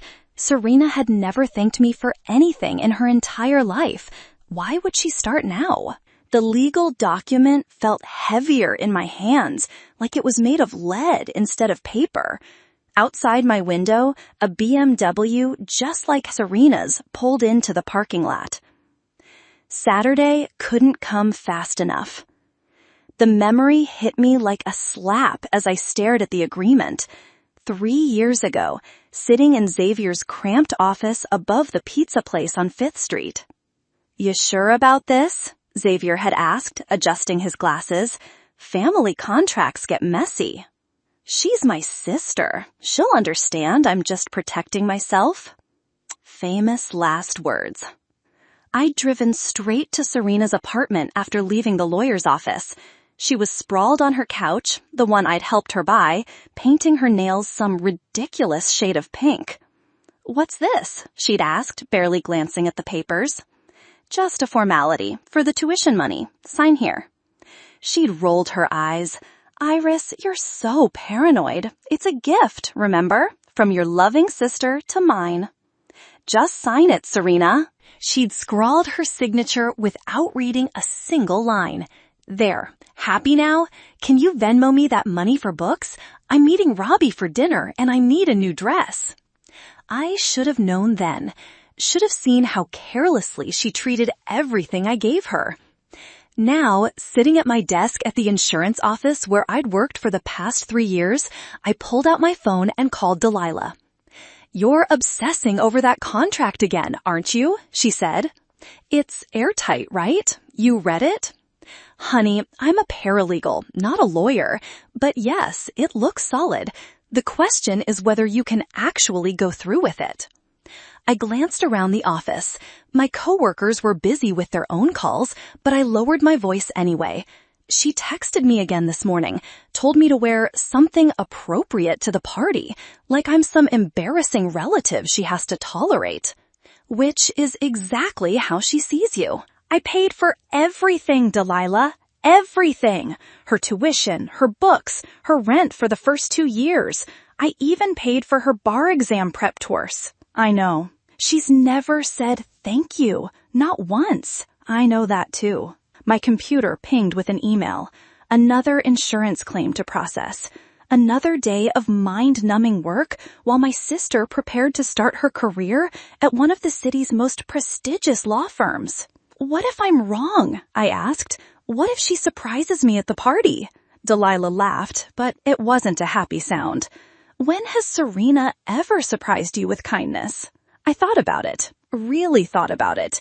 The answer was never. I have to go, I said. My boss is coming. But as I hung up, I noticed something that made my blood run cold. The contract had slipped partially out of my purse, and Janet from accounting was staring at it with obvious curiosity. "Legal documents?" she asked, with a smile that didn't reach her eyes. I shoved the papers back into my bag. Just some old paperwork. Looked official. Everything okay? Fine. Everything's fine. But Janet kept watching me for the rest of the day, and I couldn't shake the feeling that she'd seen more than she was letting on. That evening, my phone rang. Serena. "Iris, I'm so excited for Saturday. Mom got her hair done specially, and Dad bought a new suit. We're all going to look so good in the photos." "Great. Oh, and I have amazing news. Robbie's parents are coming to the party. His dad is a partner at Morrison & Associates. Can you believe it? I'm going to be rubbing shoulders with real power players." "Congratulations." "You sound weird. Are you okay?" I stared at the agreement spread out on my kitchen table. "I'm fine, just tired." "Well, get some rest, and remember what I said about dressing appropriately. This is important for my career. Your career that I paid for." The words slipped out before I could stop them. Silence on the other end. Then, "What's that supposed to mean?" "Nothing. Forget it." "No, what did you mean by that? You make it sound like I owe you something." My heart pounded. "Don't you? Iris, you gave me that money as a gift. A gift. You can't hold it over my head forever." "I'm not holding anything over your head." "Good, because that would be really pathetic. I mean, it's not like you were using the money for anything important anyway. You don't have any real ambitions." The line went dead. I sat there holding my phone, staring at the contract. 30 days after graduation. That was the deadline. Saturday was graduation day. The countdown had officially begun. The ballroom at the Grandview Hotel looked like something out of a magazine.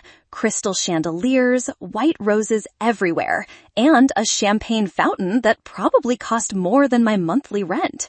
I stood near the entrance in my one decent black dress, watching my family work the room like they owned it. "Iris!" Mom rushed over, her smile bright and fake. "You made it! You look... nice." The pause before nice said everything. "Where's Serena?" "Oh, she's holding court by the champagne fountain. Everyone wants to congratulate her. The Hendersons are here, and the Blackwells, and oh, Judge Morrison came with his son Robbie. Can you believe it?" I could see Serena across the room, radiant in a designer dress that cost more than I made in a month. She was laughing at something Robbie said, her hand on his arm, playing the perfect future lawyer's wife. "She looks happy," I said. "She deserves this moment. All those years of hard work finally paying off." All those years. Right. Dad appeared beside us, straightening his new tie. "Iris, good to see you." "Hi, Dad." "Serena's been telling everyone about her job offer. Starting salary is more than I made my first 10 years as an engineer." "That's great." "Course, she's always been the ambitious one. Takes after her mother." He glanced at me. "You've got your own strengths, though. Very practical."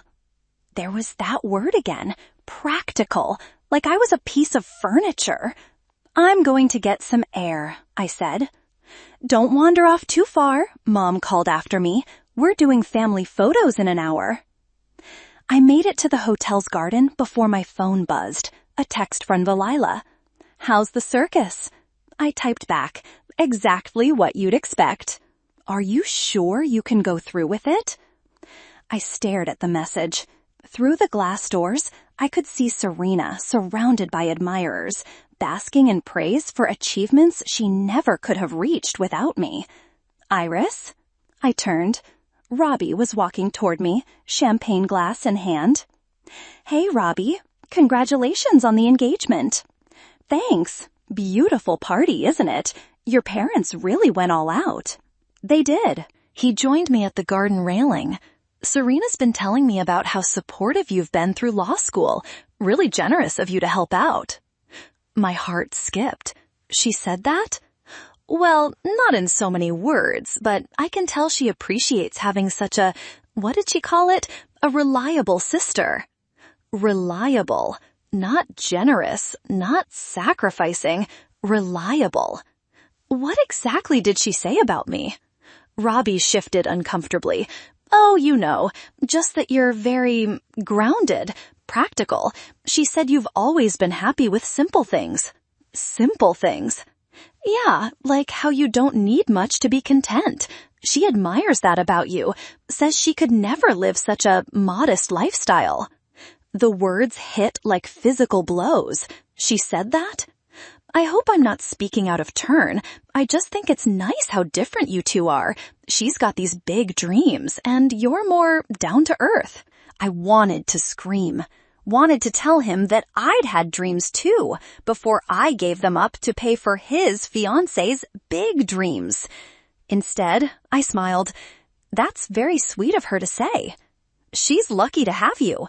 Not everyone would be so understanding about, well, you know. About what? About how things worked out, with her getting all the opportunities and you being, well, you. Before I could respond, Serena appeared in the doorway. There you are, she called to Robbie. Judge Morrison wants to meet you. And Iris, Mom's looking for you. Something about photos. As Robbie headed inside, Serena lingered. What were you two talking about? Just congratulating him on the engagement. Good. I hope you weren't being weird. This is important, Iris. These people are my future colleagues. I understand. Do you? Because sometimes I worry you don't get how big this is for me. For our family. We're finally going to be somebody. We? Well, I am, and that reflects well on everyone. She headed back inside, leaving me alone in the garden. I pulled out my phone and took a photo of the party invitation I'd kept in my purse. Evidence of this moment, this conversation. Then I walked back into the ballroom where my sister was about to give her graduation speech, the speech that would determine everything. The champagne glass clinked against the microphone as Serena tapped it for attention. The ballroom fell silent, all eyes on my sister as she stood radiant under the chandelier.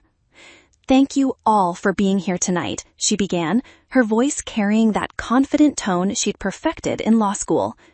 This moment means everything to me. I stood at the back of the room, my hands clenched at my sides.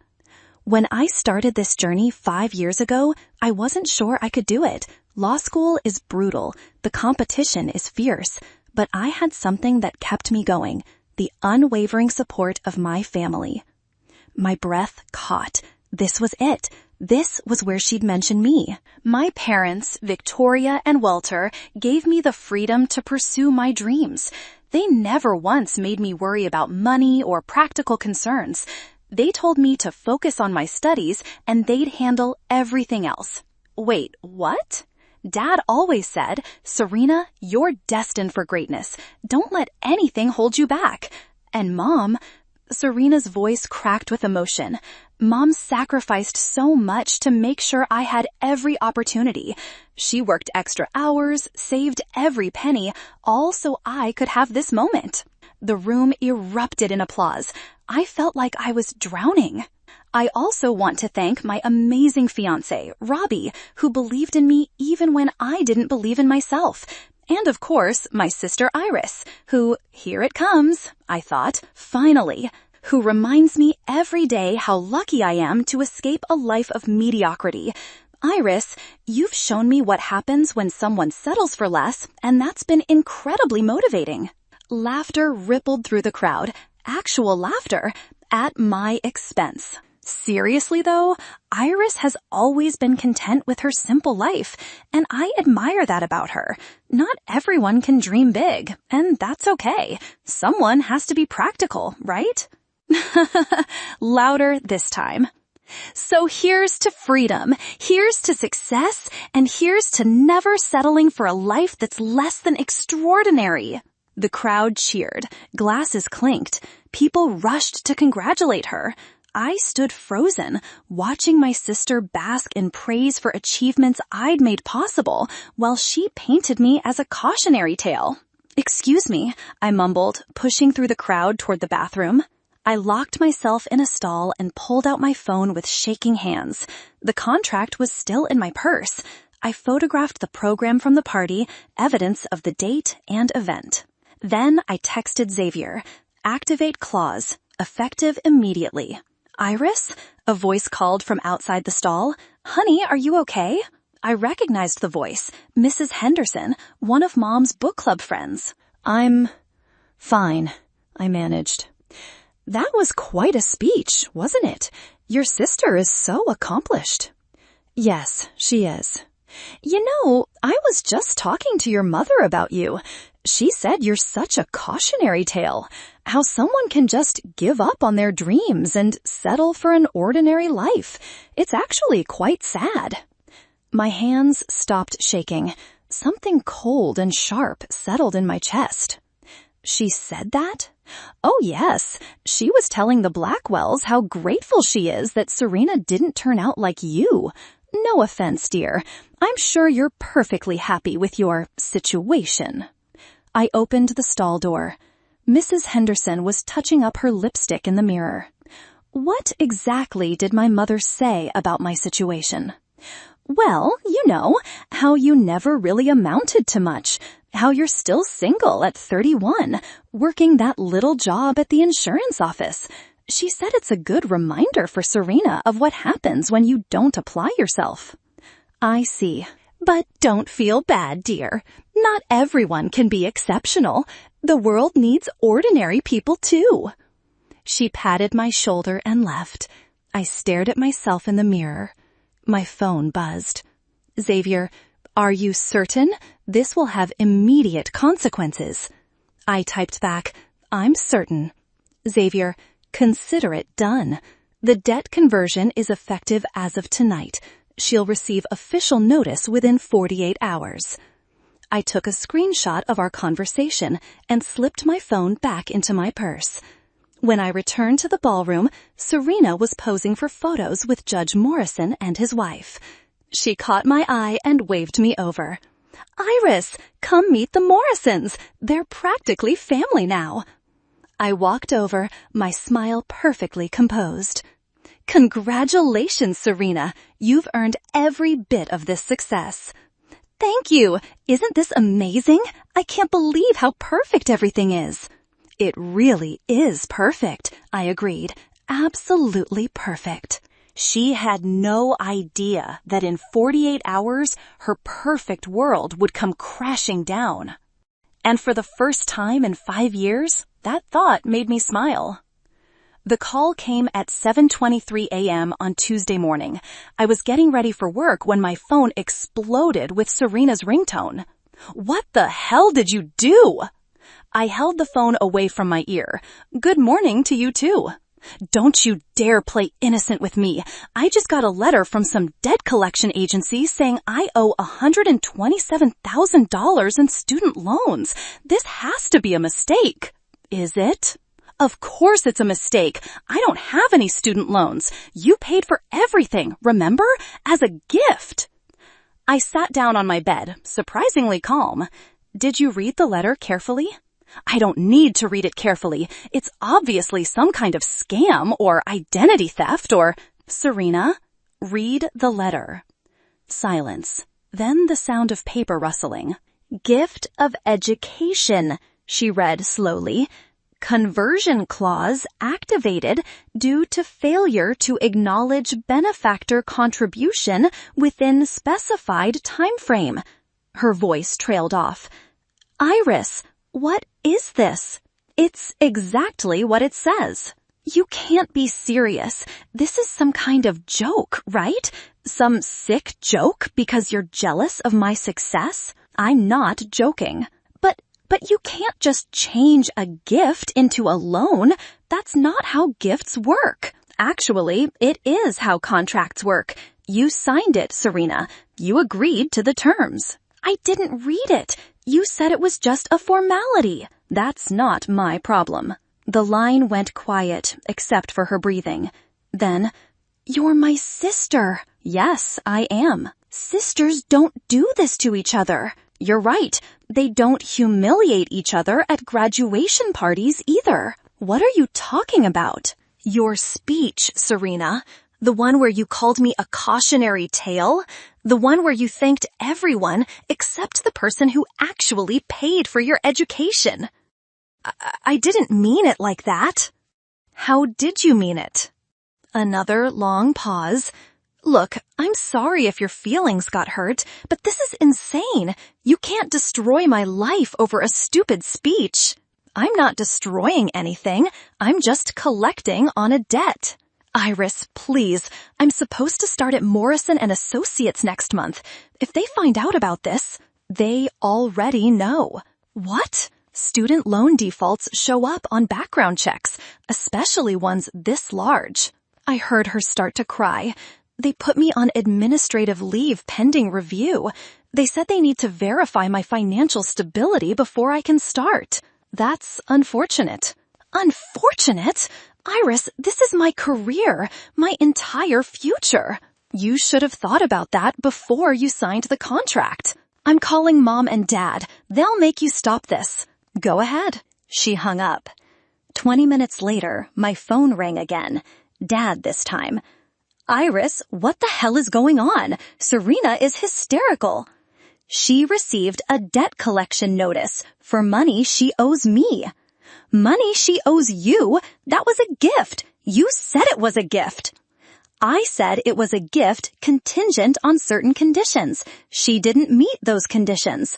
"This is ridiculous. You can't just—" "Dad, I can, and I did. It's all legal and binding." "Legal and binding? Jesus Christ, Iris, she's your sister." "Exactly. She's my sister, and she threw me under the bus in front of a room full of people. So you're going to ruin her life over hurt feelings?" "I'm not ruining anything. I'm asking to be repaid for money I lent her." "You didn't lend it. You gave it." "Read the contract, Dad. She signed it." The line went quiet. Then Mom's voice in the background. Let me talk to her. "Iris." Mom's voice was ice cold. "This stops now." "No, it doesn't." "Yes, it does. You will call off this ridiculous debt collection nonsense, and you will apologize to your sister for this cruel joke." "It's not a joke, Mom." "Of course it's a joke. You're not the type of person who would actually do something like this. You're too nice. Maybe I'm tired of being nice." "Don't be ridiculous. You're just upset because you're not getting enough attention. Well, congratulations. You have our attention now. Are you happy?" "Actually, yes, I am." "This is pathetic, Iris, even for you." "You know what's pathetic? Calling your own daughter a cautionary tale.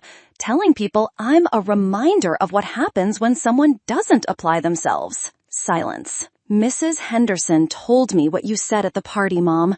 Every word." I didn't mean." "Yes, you did. You all did. And now you're dealing with the consequences." "Iris, please." I hung up. My phone immediately started buzzing with texts. Serena, Mom, Dad, even some cousins I hadn't heard from in years.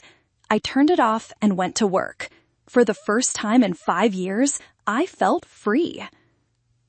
They showed up at my apartment Thursday night. All of them. Mom, Dad, and Serena, who looked like she hadn't slept in days.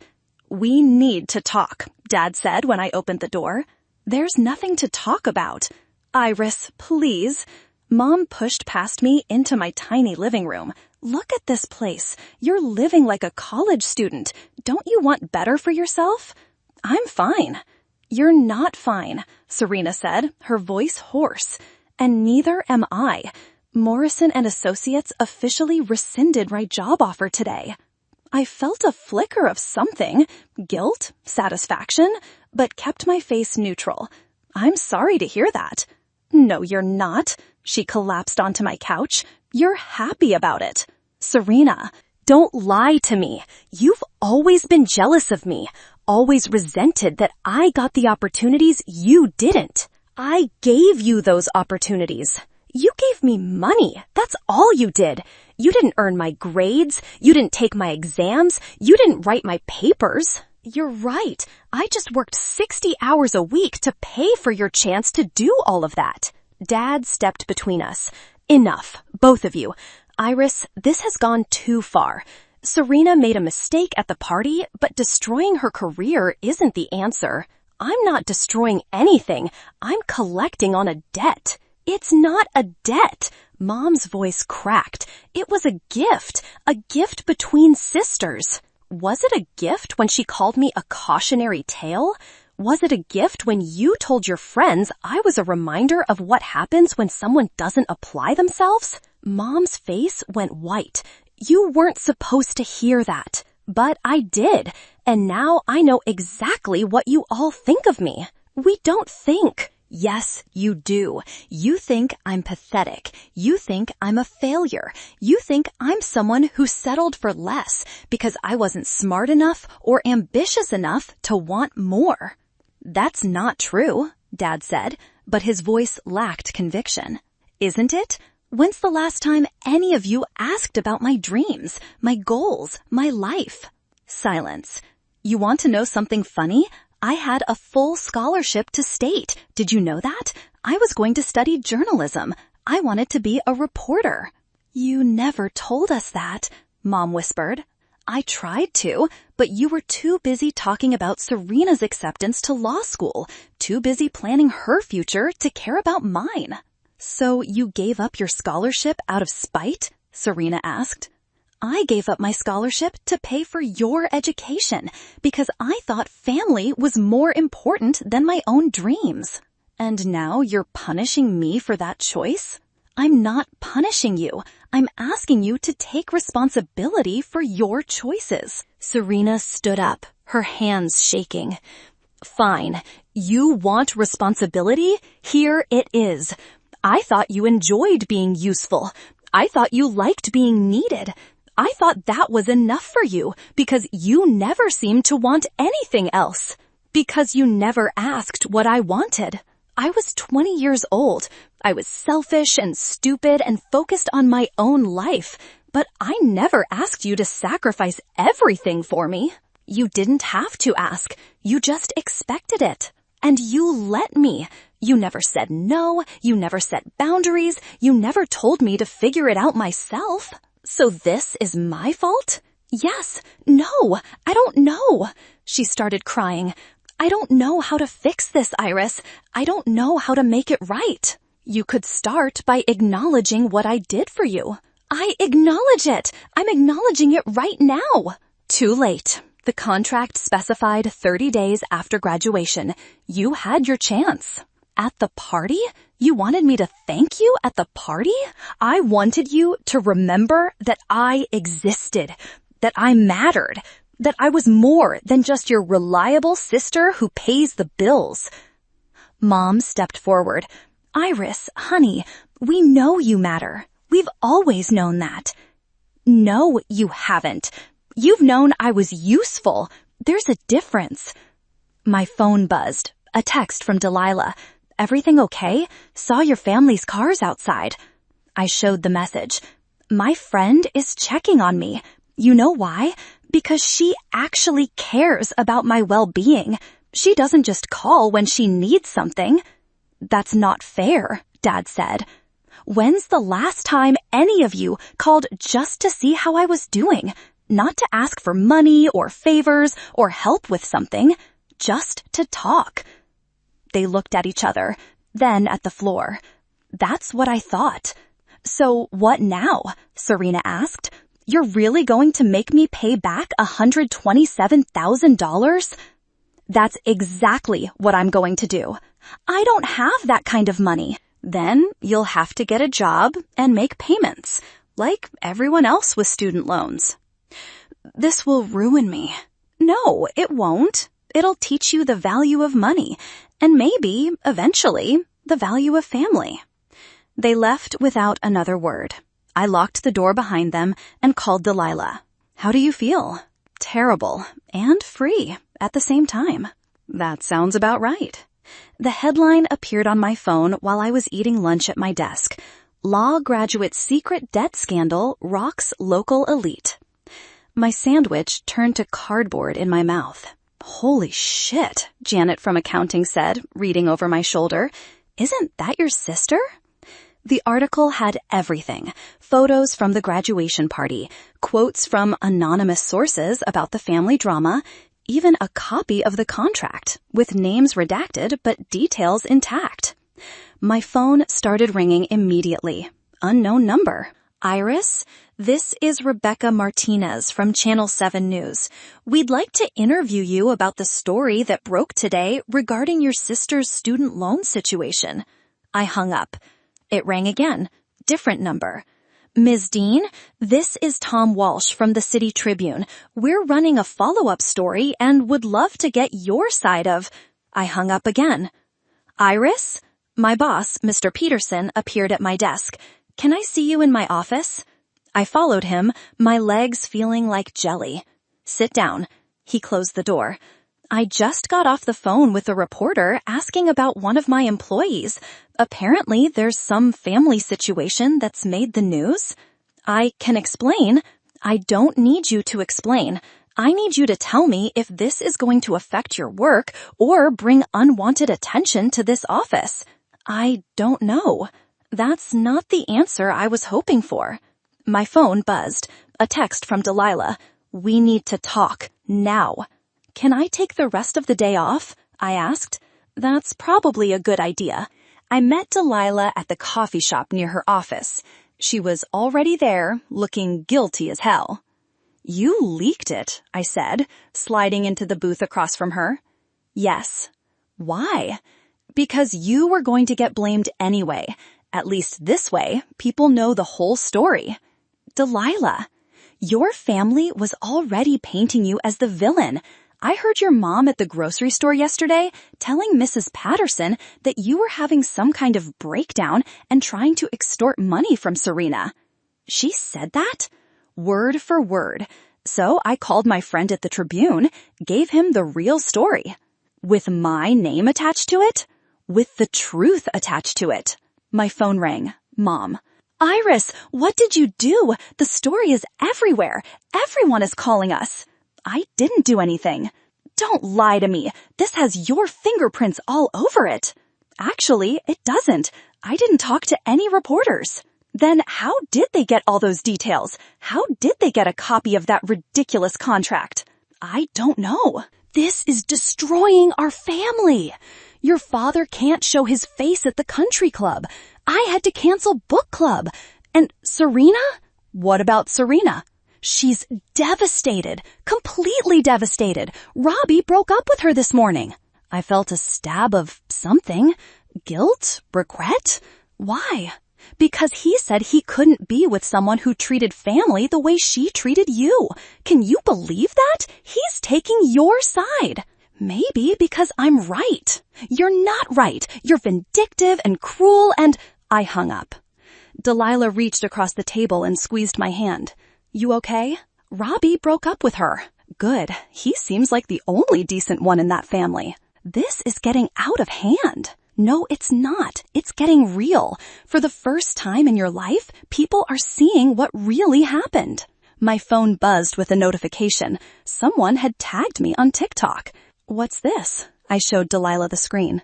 Oh, you might want to see this. I opened the app. A video with over 100,000 views. The caption read, Sister pays for law school, gets humiliated at graduation party, drops the legal hammer. Thoughts? The comments were brutal. Half the people were calling me a hero. The other half were calling me a monster. I need to respond to this, I said. Are you sure? People are making up their own version of the story. I might as well tell them what really happened. I spent the next hour recording a video in my apartment. Just me, sitting on my couch, telling the truth. About the 5 years of sacrifice. About the graduation party. About the contract. About my family's reaction. I posted it at 6 p.m. By 8 p.m., it had 1 million views. By 10 p.m., I had interview requests from 3 major networks. By midnight, #SisterDebt was trending on Twitter. I turned off my phone and went to bed, but I couldn't sleep. Outside my window, I could see a news van parked across the street. My quiet life was officially over. But for the first time in years, I felt like people were actually listening to me, even if I wasn't sure I was ready for what came next. The check arrived on a Tuesday morning 3 weeks after the story went viral. $2,847.63, Serena's first payment. I stared at it for a long time before depositing it on my phone. The memo line read, Payment 1 of 84. 7 years of payments. She'd done the math. My apartment felt different now. Reporters had stopped calling, the news vans were gone, but something fundamental had shifted. I wasn't invisible anymore. Iris? A knock at my door interrupted my thoughts. I opened it to find Robbie standing in the hallway, looking nervous. "Hi," he said. "Can we talk?" "Sure, come in." He sat on my couch, the same spot where my family had ambushed me weeks ago. I wanted to apologize. For what? For not seeing it sooner. For being part of the problem. He ran his hands through his hair. "Serena told me things about you that I just accepted. I never questioned them." "What kind of things?" "That you were happy being ordinary. That you didn't have ambitions. That you were content just existing." He looked up at me. I should have known better. Nobody's content with that. She believed it too. Maybe that made it easier.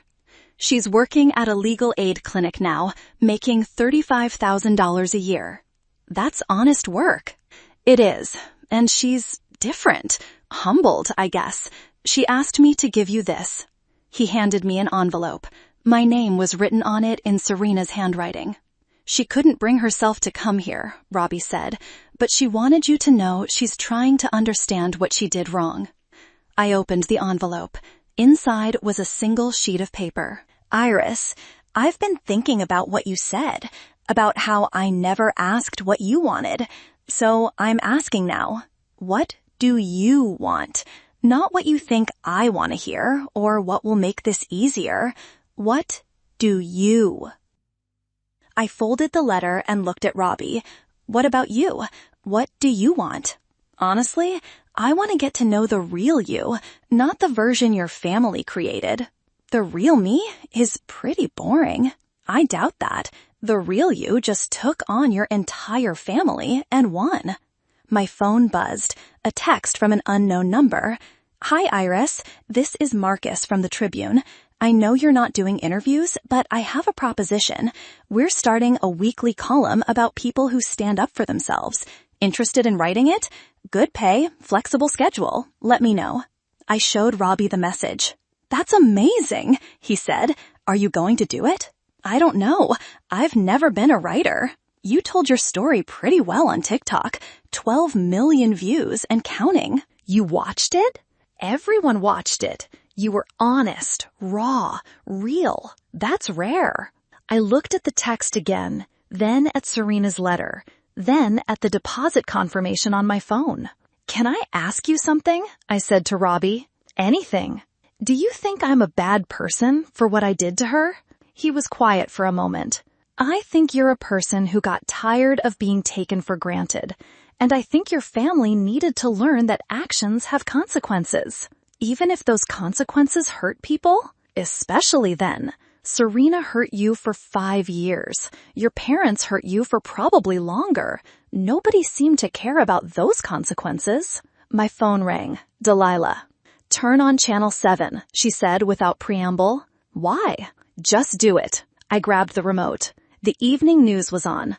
a story about student debt forgiveness programs. In related news, the anchor said, the viral story of Iris Dean and her sister's student loan debt has sparked a national conversation about family financial obligations and the hidden costs of higher education.